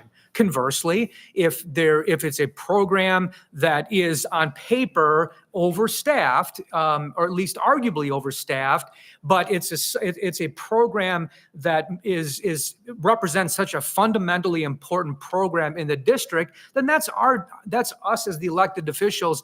That's to come to us then to make that decision. And whether, the administration just brought it to us, it's now in our lap. And it's now up to us to decide whether we want to, in a particular instance, make that decision to support that program because there are long-term benefits of supporting that program, even if in the short term, it means we may be overstaffed. And that's the type of discussion that we have. So I don't begrudge Dr. Outlaw or anyone else in the administration for bringing this forward. That's their job. And quite frankly, I think that is, to Ms. Reed's point, I think that's where I think some districts get in trouble where if they have a decline in enrollment and they're overstaffed, that isn't addressed in a timely fashion and it then becomes a financial problem. So we're here tonight to obviously have this discussion and look at what we as a district want to do. And, I think the more important question, frankly, going forward is that we need to really, as a district, as a board, and as a district and the stakeholders, look at how do we want to move forward in terms of the type of courses and the educational offerings that we want to provide to our students. Because there's no question that the decline in the number of students signing up for the art class is, I'm sure there's multiple factors, but there's absolutely no question that a major factor is the number of elective courses that we have approved as a district since I've been on the board in the last 8 years, many of which are AP courses. And we hear constantly from from the community that, to expand and grow the AP offerings, particularly as, college is not getting any cheaper, it's more expensive. And if our students can secure college credit through the AP coursework, it inures to their financial benefit, it inures to their benefit as they get into, college or university. But with that blessing, it's also a curse. Because when we create all of these additional opportunities, inevitably, unless our district is continuing to grow in terms of its enrollment, there's going to be a decrease in other classes.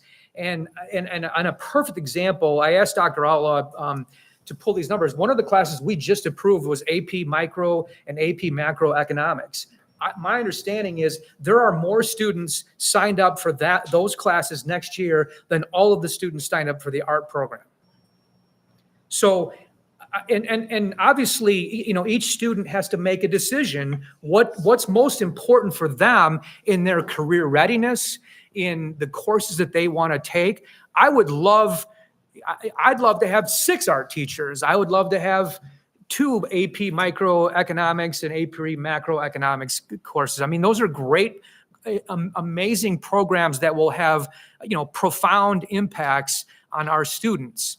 But unfortunately, that's not reality. So we have to ultimately, as a board, weigh all of those competing factors and decide, philosophically going forward, are we going to pull back on offering expanded opportunities because of the risk that it's going to impact programs like the art program?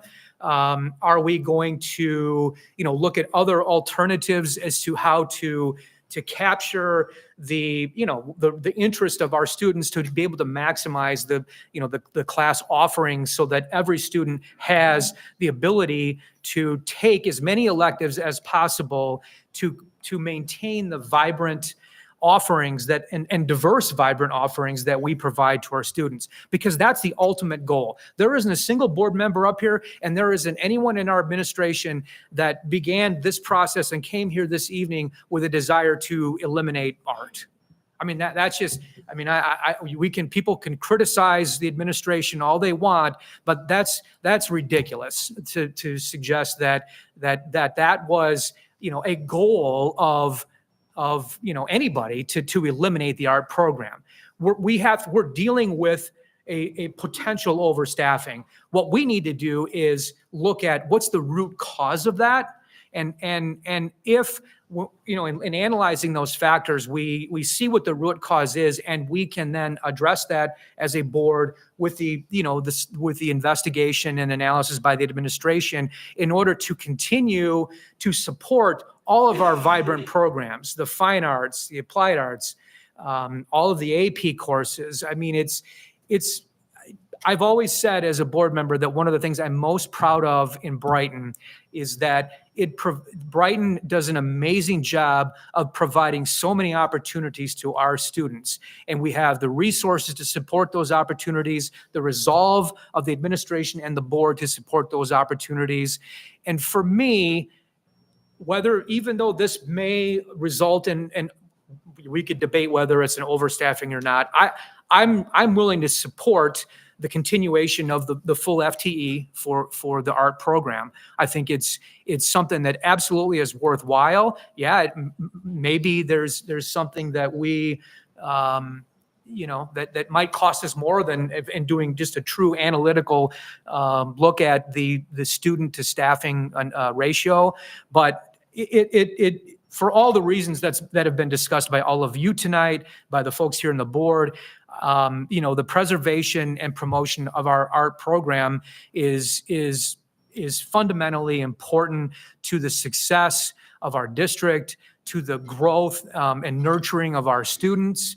And I'm willing to support that, even if it may mean we may be overstaffed, regardless of the debate and the merits of either position. But having said that, I absolutely want and expect that in a year from now, when the same exercise is being done and through either less retirements or less students signing up for a particular elective, we still need to have this issue come back to the board so that we as the elected body can make that decision, so that we can be the policymakers, weigh the pros and cons, and decide if we as a board are willing to support whatever the program may be because we believe strongly enough in it, even if it means a minor or potentially even a major overstaffing, because that's our job and that's what we're here to do.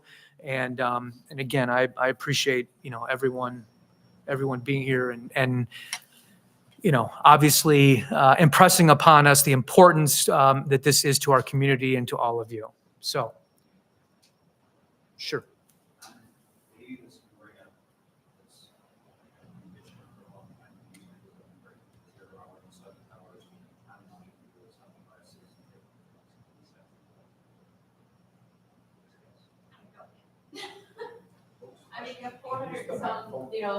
John, your microphone's not on.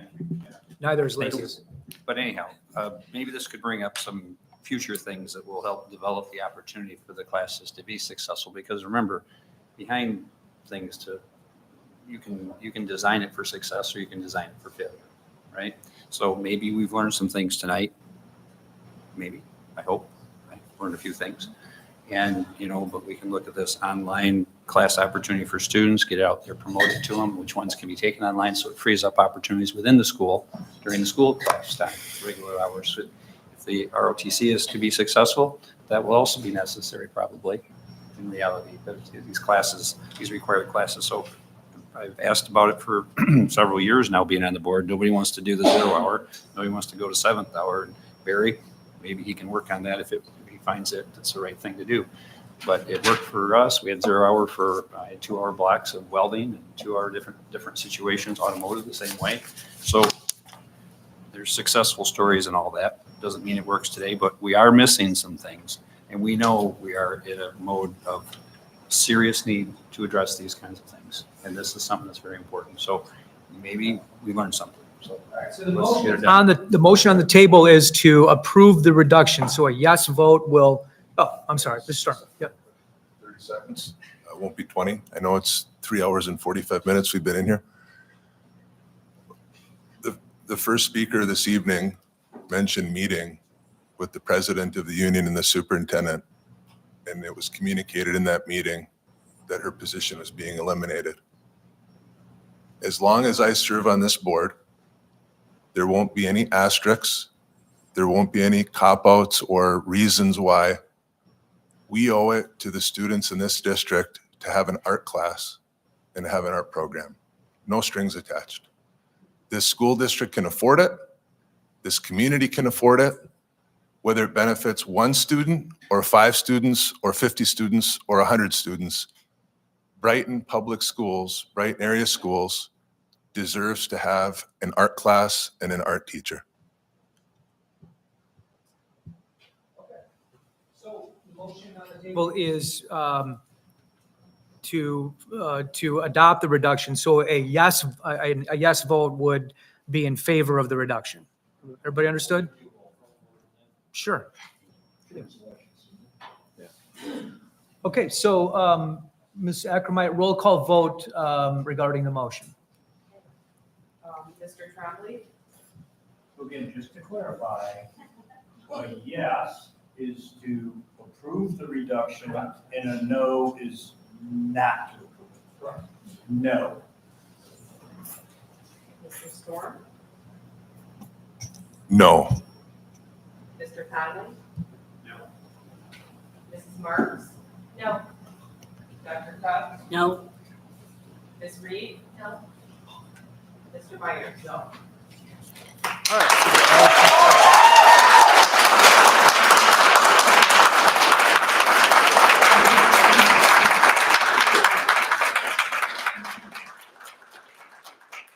Okay, well, thank you. You don't have to stay. You're welcome to stay for the rest of our meeting, but we're going to be here a while.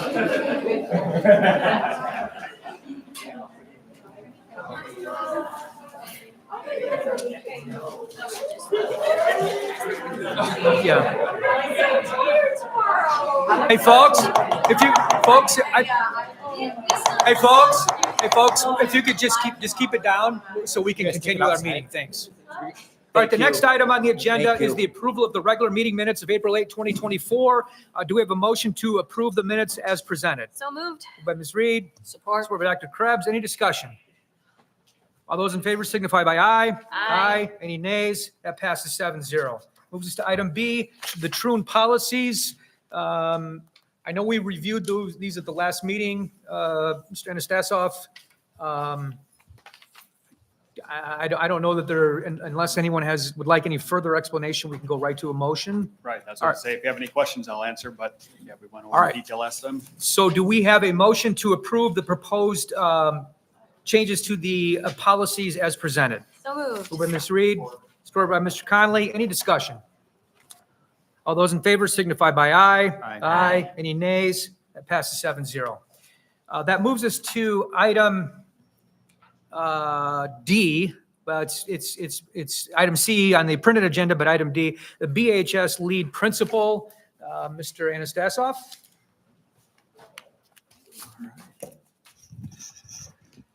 All right, so we went through our interview process, and for today, we're proud to recommend one of our own, so Matt Evans, into this role as being the permanent lead BHS principal. Okay, so do we have a motion to adopt the administration's recommendation for the hiring of Matt Evans as the lead principal? So we got a motion by Mr. Conley, support by Mr. Storm. Any discussion? All right. Oh, I think it's a great choice. I think we're very fortunate to have him. And And I think our staff and our, we'll call it the guidance here at the school is good, solid on this one. And I appreciate their hard work on it, and we're lucky we have them in. Before I joined the school board, I had multiple instances where I reached out to Mr. Evans for help with my own children in this district. And in all instances, he was willing to take my call and support our family. And for that, I'm very appreciative. So thank you. All right. All those in favor signify by aye. Aye. Any nays? That passes 7-0. On behalf of the board,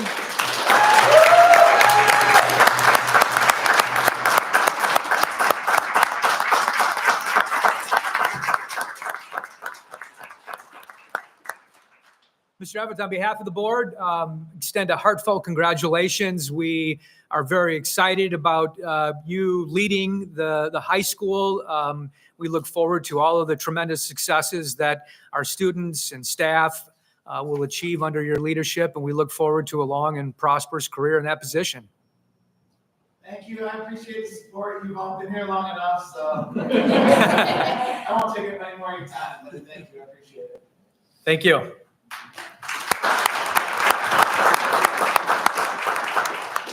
All right, actually, just as a clarification, earlier, when we approved the minutes, I said 7-0, it really was 5-0-2. There would needed to be 2 abstentions for the minutes, because Bill and Andy were not at the last meeting. We don't do that anymore. Yeah, we found out you can still vote. You don't Okay. have to abstain. All right. Okay. You still can. There we go. Okay. All right, that moves us to item, what was D, but is now E, the elementary counselors. Who would like, Dr. Ella? Sure. I presented this at the last meeting, and I've shared some other information. Are there any other questions from board members? I guess we would wait until after a motion, but we are proposing the addition of 2 additional elementary counselors so that we would have 1 full-time counselor to serve each of our elementary schools. So moved. All right, moved by Ms. Reed, supported by Dr. Krebs. Any discussion? You turned it on. I thought there So was. you can hear me when I vote yes. Oh, did I just say I was going to vote no? Questions. I read this is grant funded, right? So are there any stipulations with this grant money to fund these positions as far as what they are supposed to be doing? Are there programs that are required or anything? Can you just elaborate on that a little bit? It's a broad category. The 31AA can actually apply towards safety and security and also mental health and wellness. So we're using a portion of the grant to pay for our security staffing and some of the revisions that we've made there. This would come out of that, but it's a broad category. There's no specific programs that need to be done. It's taking care of students' health and well-being is the broad category. Dr. Mosier, am I missing anything else? Because you wrote the grant for this? No? Okay. It's broad. And beyond the 2 years, then, is the intention this would be something that we would fund from our, right, because it's a 2-year grant? It's year by year that's there. This is 31AA is not something that I see going away. This has been such a bipartisan priority in Lansing, mental health and the safety side of things. It may be a different letter, whatever it might be, but we have had state support, additional categorical money for mental health and wellness and safety for how many years in a row? So I don't anticipate grant dollars going away. But if they ever did, the administration feels that these positions are so important that it should be something that we would absorb within our larger budget. But not likely. You think the funding will continue? I think the funding will continue. This is a huge priority across the whole nation, and it needs to continue to be. Thank you, Dr. Mosier, for the grant writing. All right. All those in favor signify by aye. Aye. Any nays? That passes 7-0.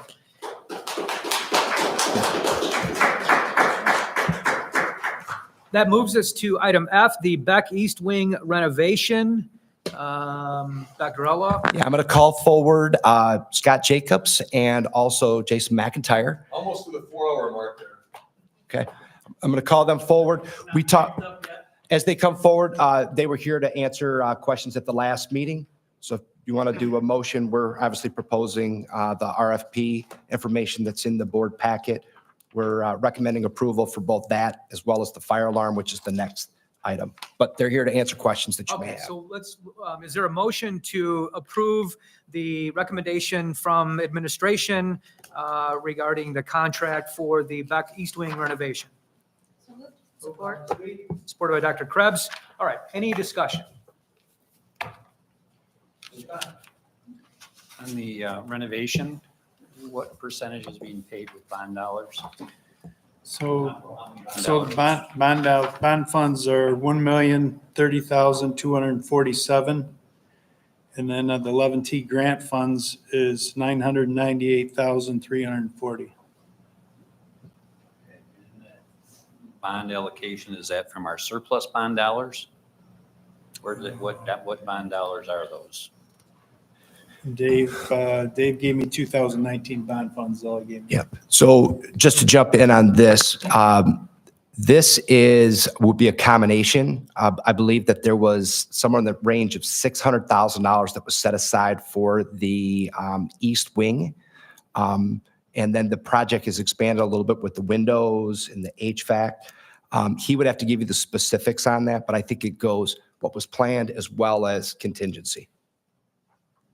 That was my concern, because the $600,000 was supposed to be for STEM renovations, STEAM renovations in the East Wing for bridge students. And this has nothing to do with that.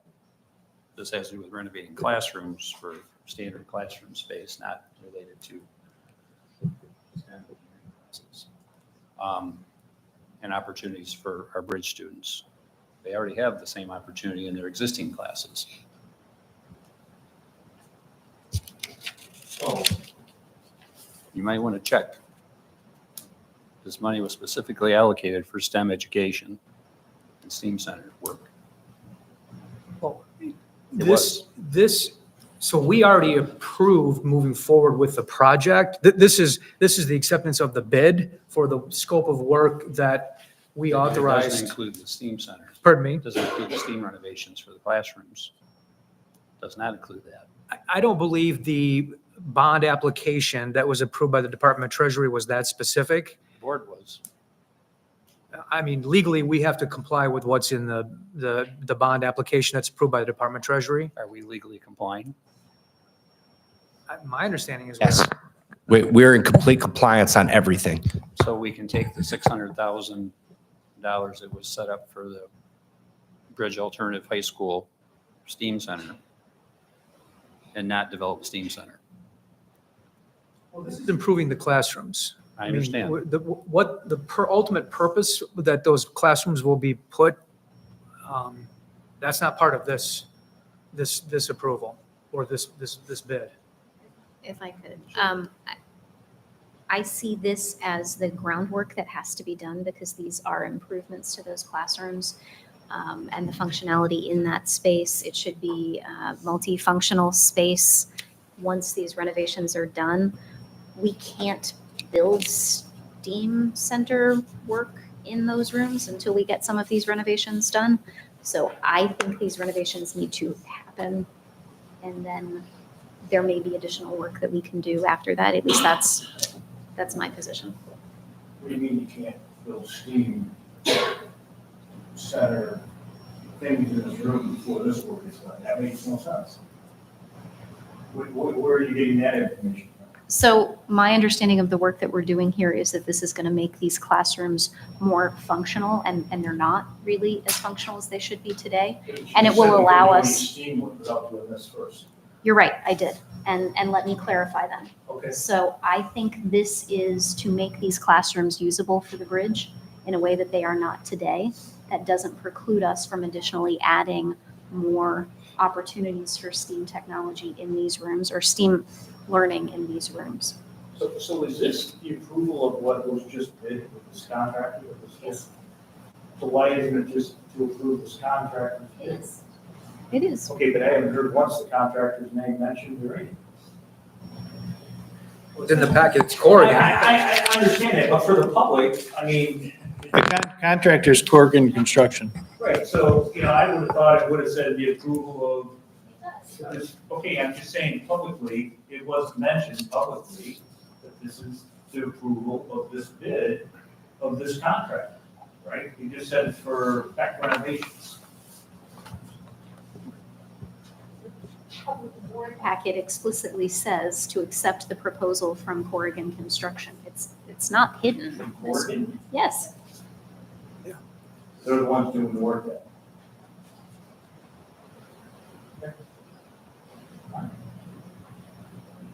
See, that's not how it was proposed here.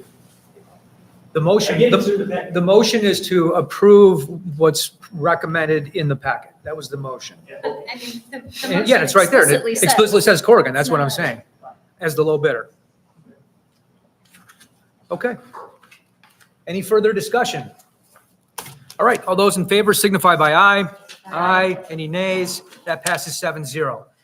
That moves us now to item G, the Beck fire alarm replacement. Jason, do you want to just give us a quick overview on that, or Scott, either one? Thank you. I mean, So Livingston Power, we have 3 bids, Innovative Energy Control, State Electric Company, and Livingston Power. Livingston Power is using Simplex, which is what we have in the district, and every one of our buildings is all Simplex. We have extra parts for Simplex. So that's the one we're recommending. They were the only company that had in specs that called for a laser printer to print out your alarms.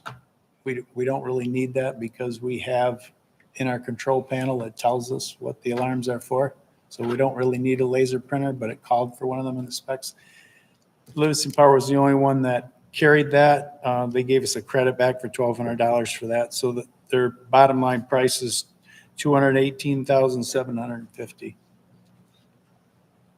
All right. That's who, Livingston Power is the company that did the last bond work for us. They've been in the district. Simplex was the one that helped the architects out with the drawings. So they know most about it. So the recommendation is to accept a proposal from Livingston Power to serve as the general contractor for the fire alarm panel and device replacement with an amount not to exceed $219,950. Is that correct? It'd be $218,750. They give, their credit's not off of that. Oh, I see. They gave us a credit back for the printer. What was that number again, Scott? It's $218,750. Got it.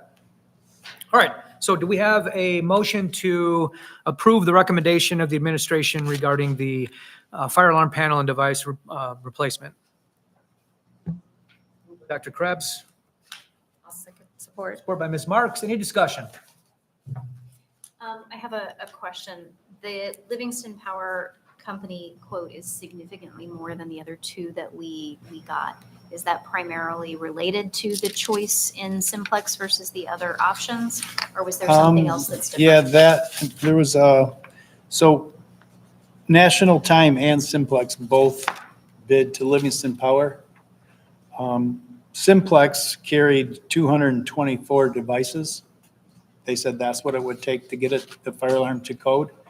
National Time only had 202 devices. So after talking with Jason, I asked him how that worked. He said they'd probably issue a change order for the extra devices if they needed them. what my engineering team has to put together this type of scenario is kind of a criteria set of drawings. Those types of drawings are usually designed by I forget the nomenclature, but basically a certified alarm company. So the drawings that are issued for bidding are kind of ish in a sense, because the final drawings are actually issued by the company doing the work, and that gets certified and permitted and all that. So when we see Simplex offering 224 devices, they're very familiar with the building and how many devices there actually are. We feel it's probably more accurate. So is this work for the new work that's going to happen, or is this to bring it up to code because you just said we weren't at code? Is that what you said, Scott? No, this is for the new, this is for new work. That's what Simplex said, we need 224 devices to meet code. To meet the code for the new renovation fire alarm.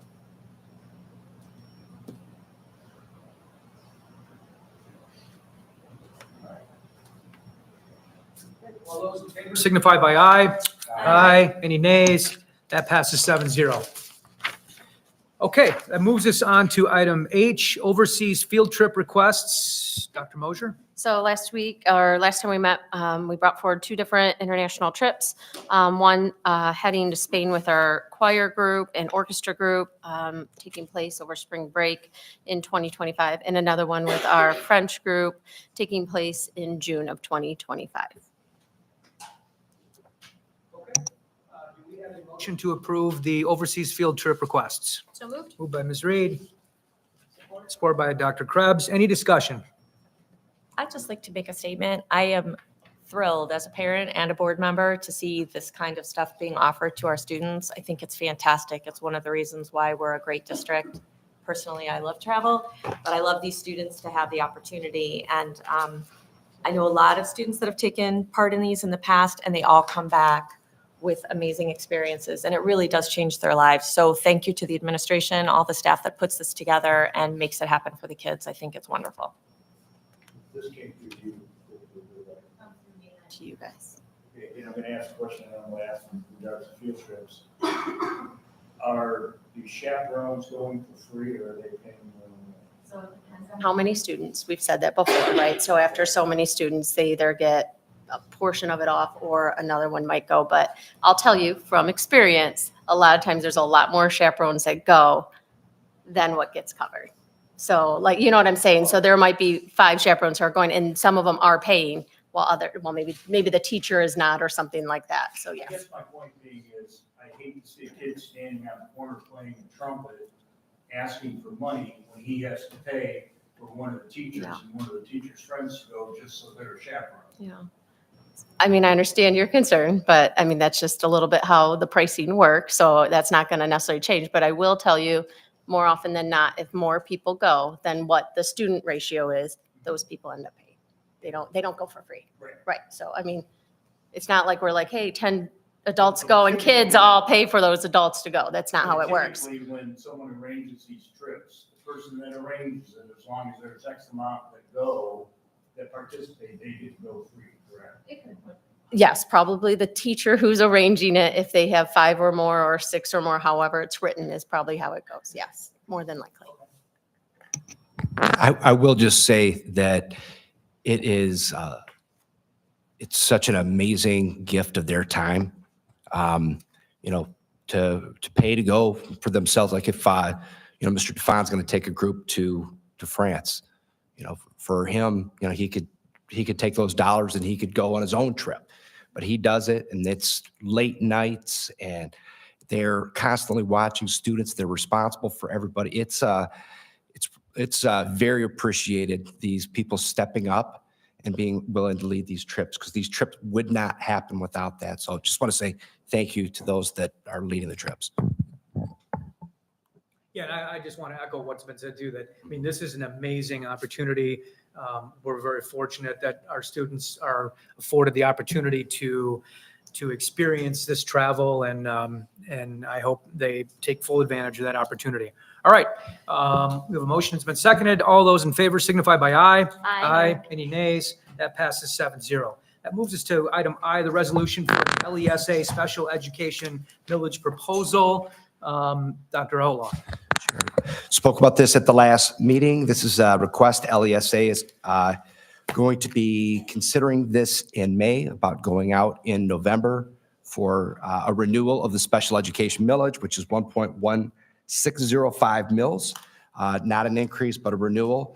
This was passed in 2015, and it will expire. So the LESA board is seeking a resolution from this Board of Education to support that special education funding for students. Just to clarify on this, that 100% of the 1.1605 comes directly back to the Brighton area schools, and that represents, where's that number here? $3,060,283 for the Brighton area schools. So sizable portion of our budget. All right, do we have a motion to approve the resolution as presented?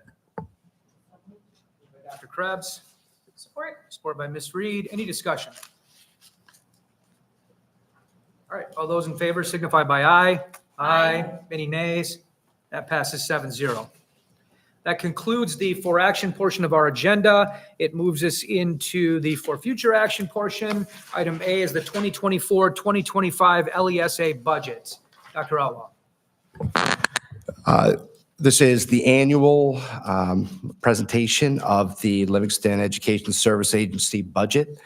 It is in the packet for your review, and the LESA board will be seeking a resolution from this board at the next meeting to either support or deny their budget. Ultimately, it is their decision, but they're seeking the support and feedback from you all. If you have a chance to review this, Dr. Hubert and team are able to answer questions that you may have on their budget. So that's in your packet tonight. And then this would be for action at the next meeting. That's it. That concludes the for future action portion and moves us into board committee chair reports, community recognition, including item A, the statement from trustee Trombley. Want to start with any committee reports? Do you have any? The policy committee has not met since our last board meeting, but I believe we are meeting next week. Yeah, second. Something Yeah, like that. I think May 2nd. Yeah, academics, I think June 3rd. Mr. Conley? Sure. Your mic is not on, John. Green for go. Anyway, I'll give you a board report on your door at Spencer. And what I'd like to do is have the board take the 125 grand they were going to spend on that door and put it in the STEAM center, STEAM concept here at the bridge. So the total cost of repairs for parts on that project were about a 50-cent set screw. And then the labor to change out the power unit. Now, could have fixed it at 20 feet, but I didn't want to climb up their ladder. So they brought me the unit over to the shop, repaired it. It took, when you get my bill, like I said, the 125,000 be good right here in the bridge. I'm good with that. But it's pretty low. And I went over this morning to verify its operation, and she's up and running. And then I worked on it Monday for 3 hours with them, or Friday last week, and we wanted to have it ready for today, so we could present today that it's up and running and functional. And from the contractor, they actually said our door that we have is a good door, high quality door, higher quality than one we could put up now in current days. The door is worth maintaining. And I did check on parts and repairability, and if it should fail again, are there parts available? And they're very available through another source than the door company. But all parts are available. And the failure was strictly a little clutch disc that, just so you know, when they built it, they put spares on it.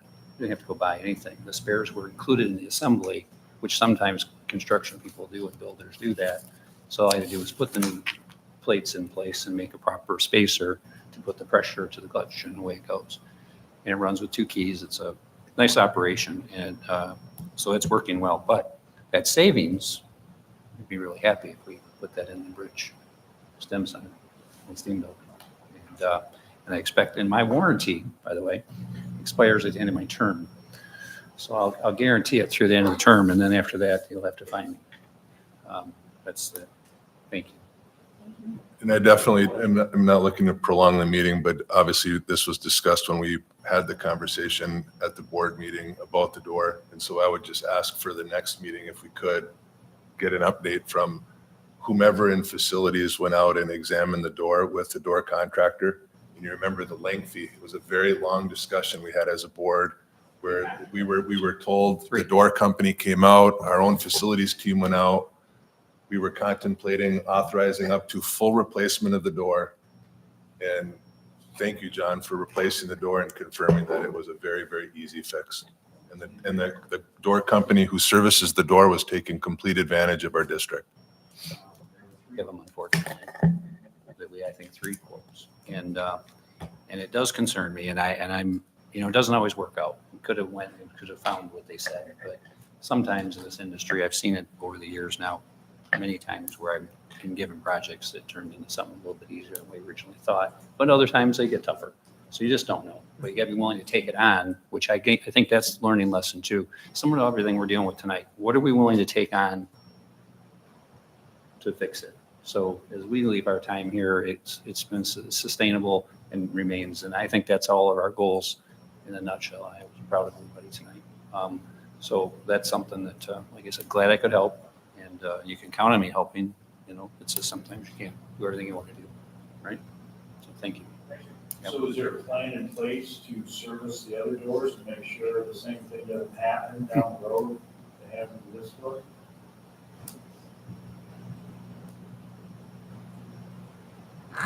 Questions? I think when Mr. Jacobs is back, he can answer with specifics, but I would say yes. We're replacing the door at Horning. That's actually being done this summertime. So that'll be brand new. It'll be, yeah. You're adding one. Yeah, absolutely. Complete replacement of that door, and that'll be this summer. Not to it. There's more to it than I Yeah. thought about. Well, I just asked the question if there's a plan in place to maintain them moving forward. so I say yes, but with the specifics, let's let Mr. Jacobs can give you the specifics of what the plan is. What's that? Will he come back with a specific plan? I mean, if you're requesting a specific plan, so. Yeah, to me, it makes sense to try to put some preventative maintenance here in place. Sure. Well, I think that whatever the manufacturer is for that, should advise what the maintenance should be. I mean, obviously it's a completely different door. The one in Spencer was put in what, the 90s, early 90s? Yes. We're 20 years old. I saw the date. Yeah. So, Really, honestly, it's in nice shape. It's going to do a good job for a long time. But if it does break, hear me out. Parts are available for the motorized mechanism, gear train, all that was all smoke and mirrors. They're all available. I checked. Good. Thank you. So, and then regarding the other part, mechanically, that's different because the company that built the door, the mechanics of it, we had to change one roller and they had to fit one from under Kate. And those parts that are not available anymore, the manufactured that were special, like they talked about, these patented parts, but the drivetrain in it is pretty conventional. And when I tell you outside of the board meeting how conventional you go up. So, very conventional. Roger, I just had one item for new business. And again, we don't, just in the spirit of time, need to get into the detail tonight, but I'd respectfully like to ask, and again, if the board would be supportive of adding it to the next agenda for discussion. It's the pictures I sent, the video of the road behind Scranton 2 weeks ago. I was there this past week and my son is in lacrosse. And I actually had a lot of parents stopping me as I was walking to my car down in the parking lot. And just saying, we should reassess that road. And I remember when I first brought this up months ago, there was some issue with the state, the county, and the road, the type of road that was put in. And I actually shared that with some of the parents who were communicating with me, and they said, well, look at all this open space. You as a board, you need to figure out a way, find a way to make it possible. So I just want to do my duty and pass that along and ask if we could either update the public, the community on what those regulations are regarding the road, and then just make the board aware that there's a major parking issue back there. And I don't know if we're responsible for enforcing the parking or if the city is, but it's a safety hazard, like a legitimate safety hazard. The cars are parked in the right lane. And when you walk up, kids are getting in and out of cars and people are driving up the one lane that's open. It's a very, very serious safety hazard. So, Bill, do you want to share? Yeah, and I'm not looking to, Yeah, I just want to, We'll have a Because discussion. I have a lot of questions about that. The field's been back there forever. So we just have a road now. Before, now all of a sudden, no one can get to the field without parking on a road they shouldn't be parking on. Yes, that will be a topic for discussion, for sure. Absolutely. Install's fault. He's back there. He's right there. Blame it all on him. Whatever goes wrong on that part, like this opener thingy on the door, I'll take that. The road is fantastic. Thank you, Ken. I appreciate it. All No, Ken's the drawing. buses being in a separate spot, it's been great for the Scranton traffic. Very nice. So that concludes the board reports or the committee reports. Mr. Trombley?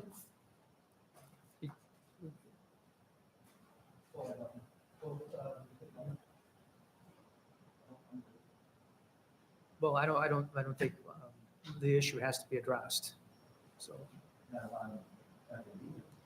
Oh, okay. Well, all right then. If I'd have known that, I wouldn't have put it on the agenda. I would agree with you. Okay, that concludes all of the items on our agenda. And our next meeting is Monday, May 13th at 7 PM. This meeting is adjourned.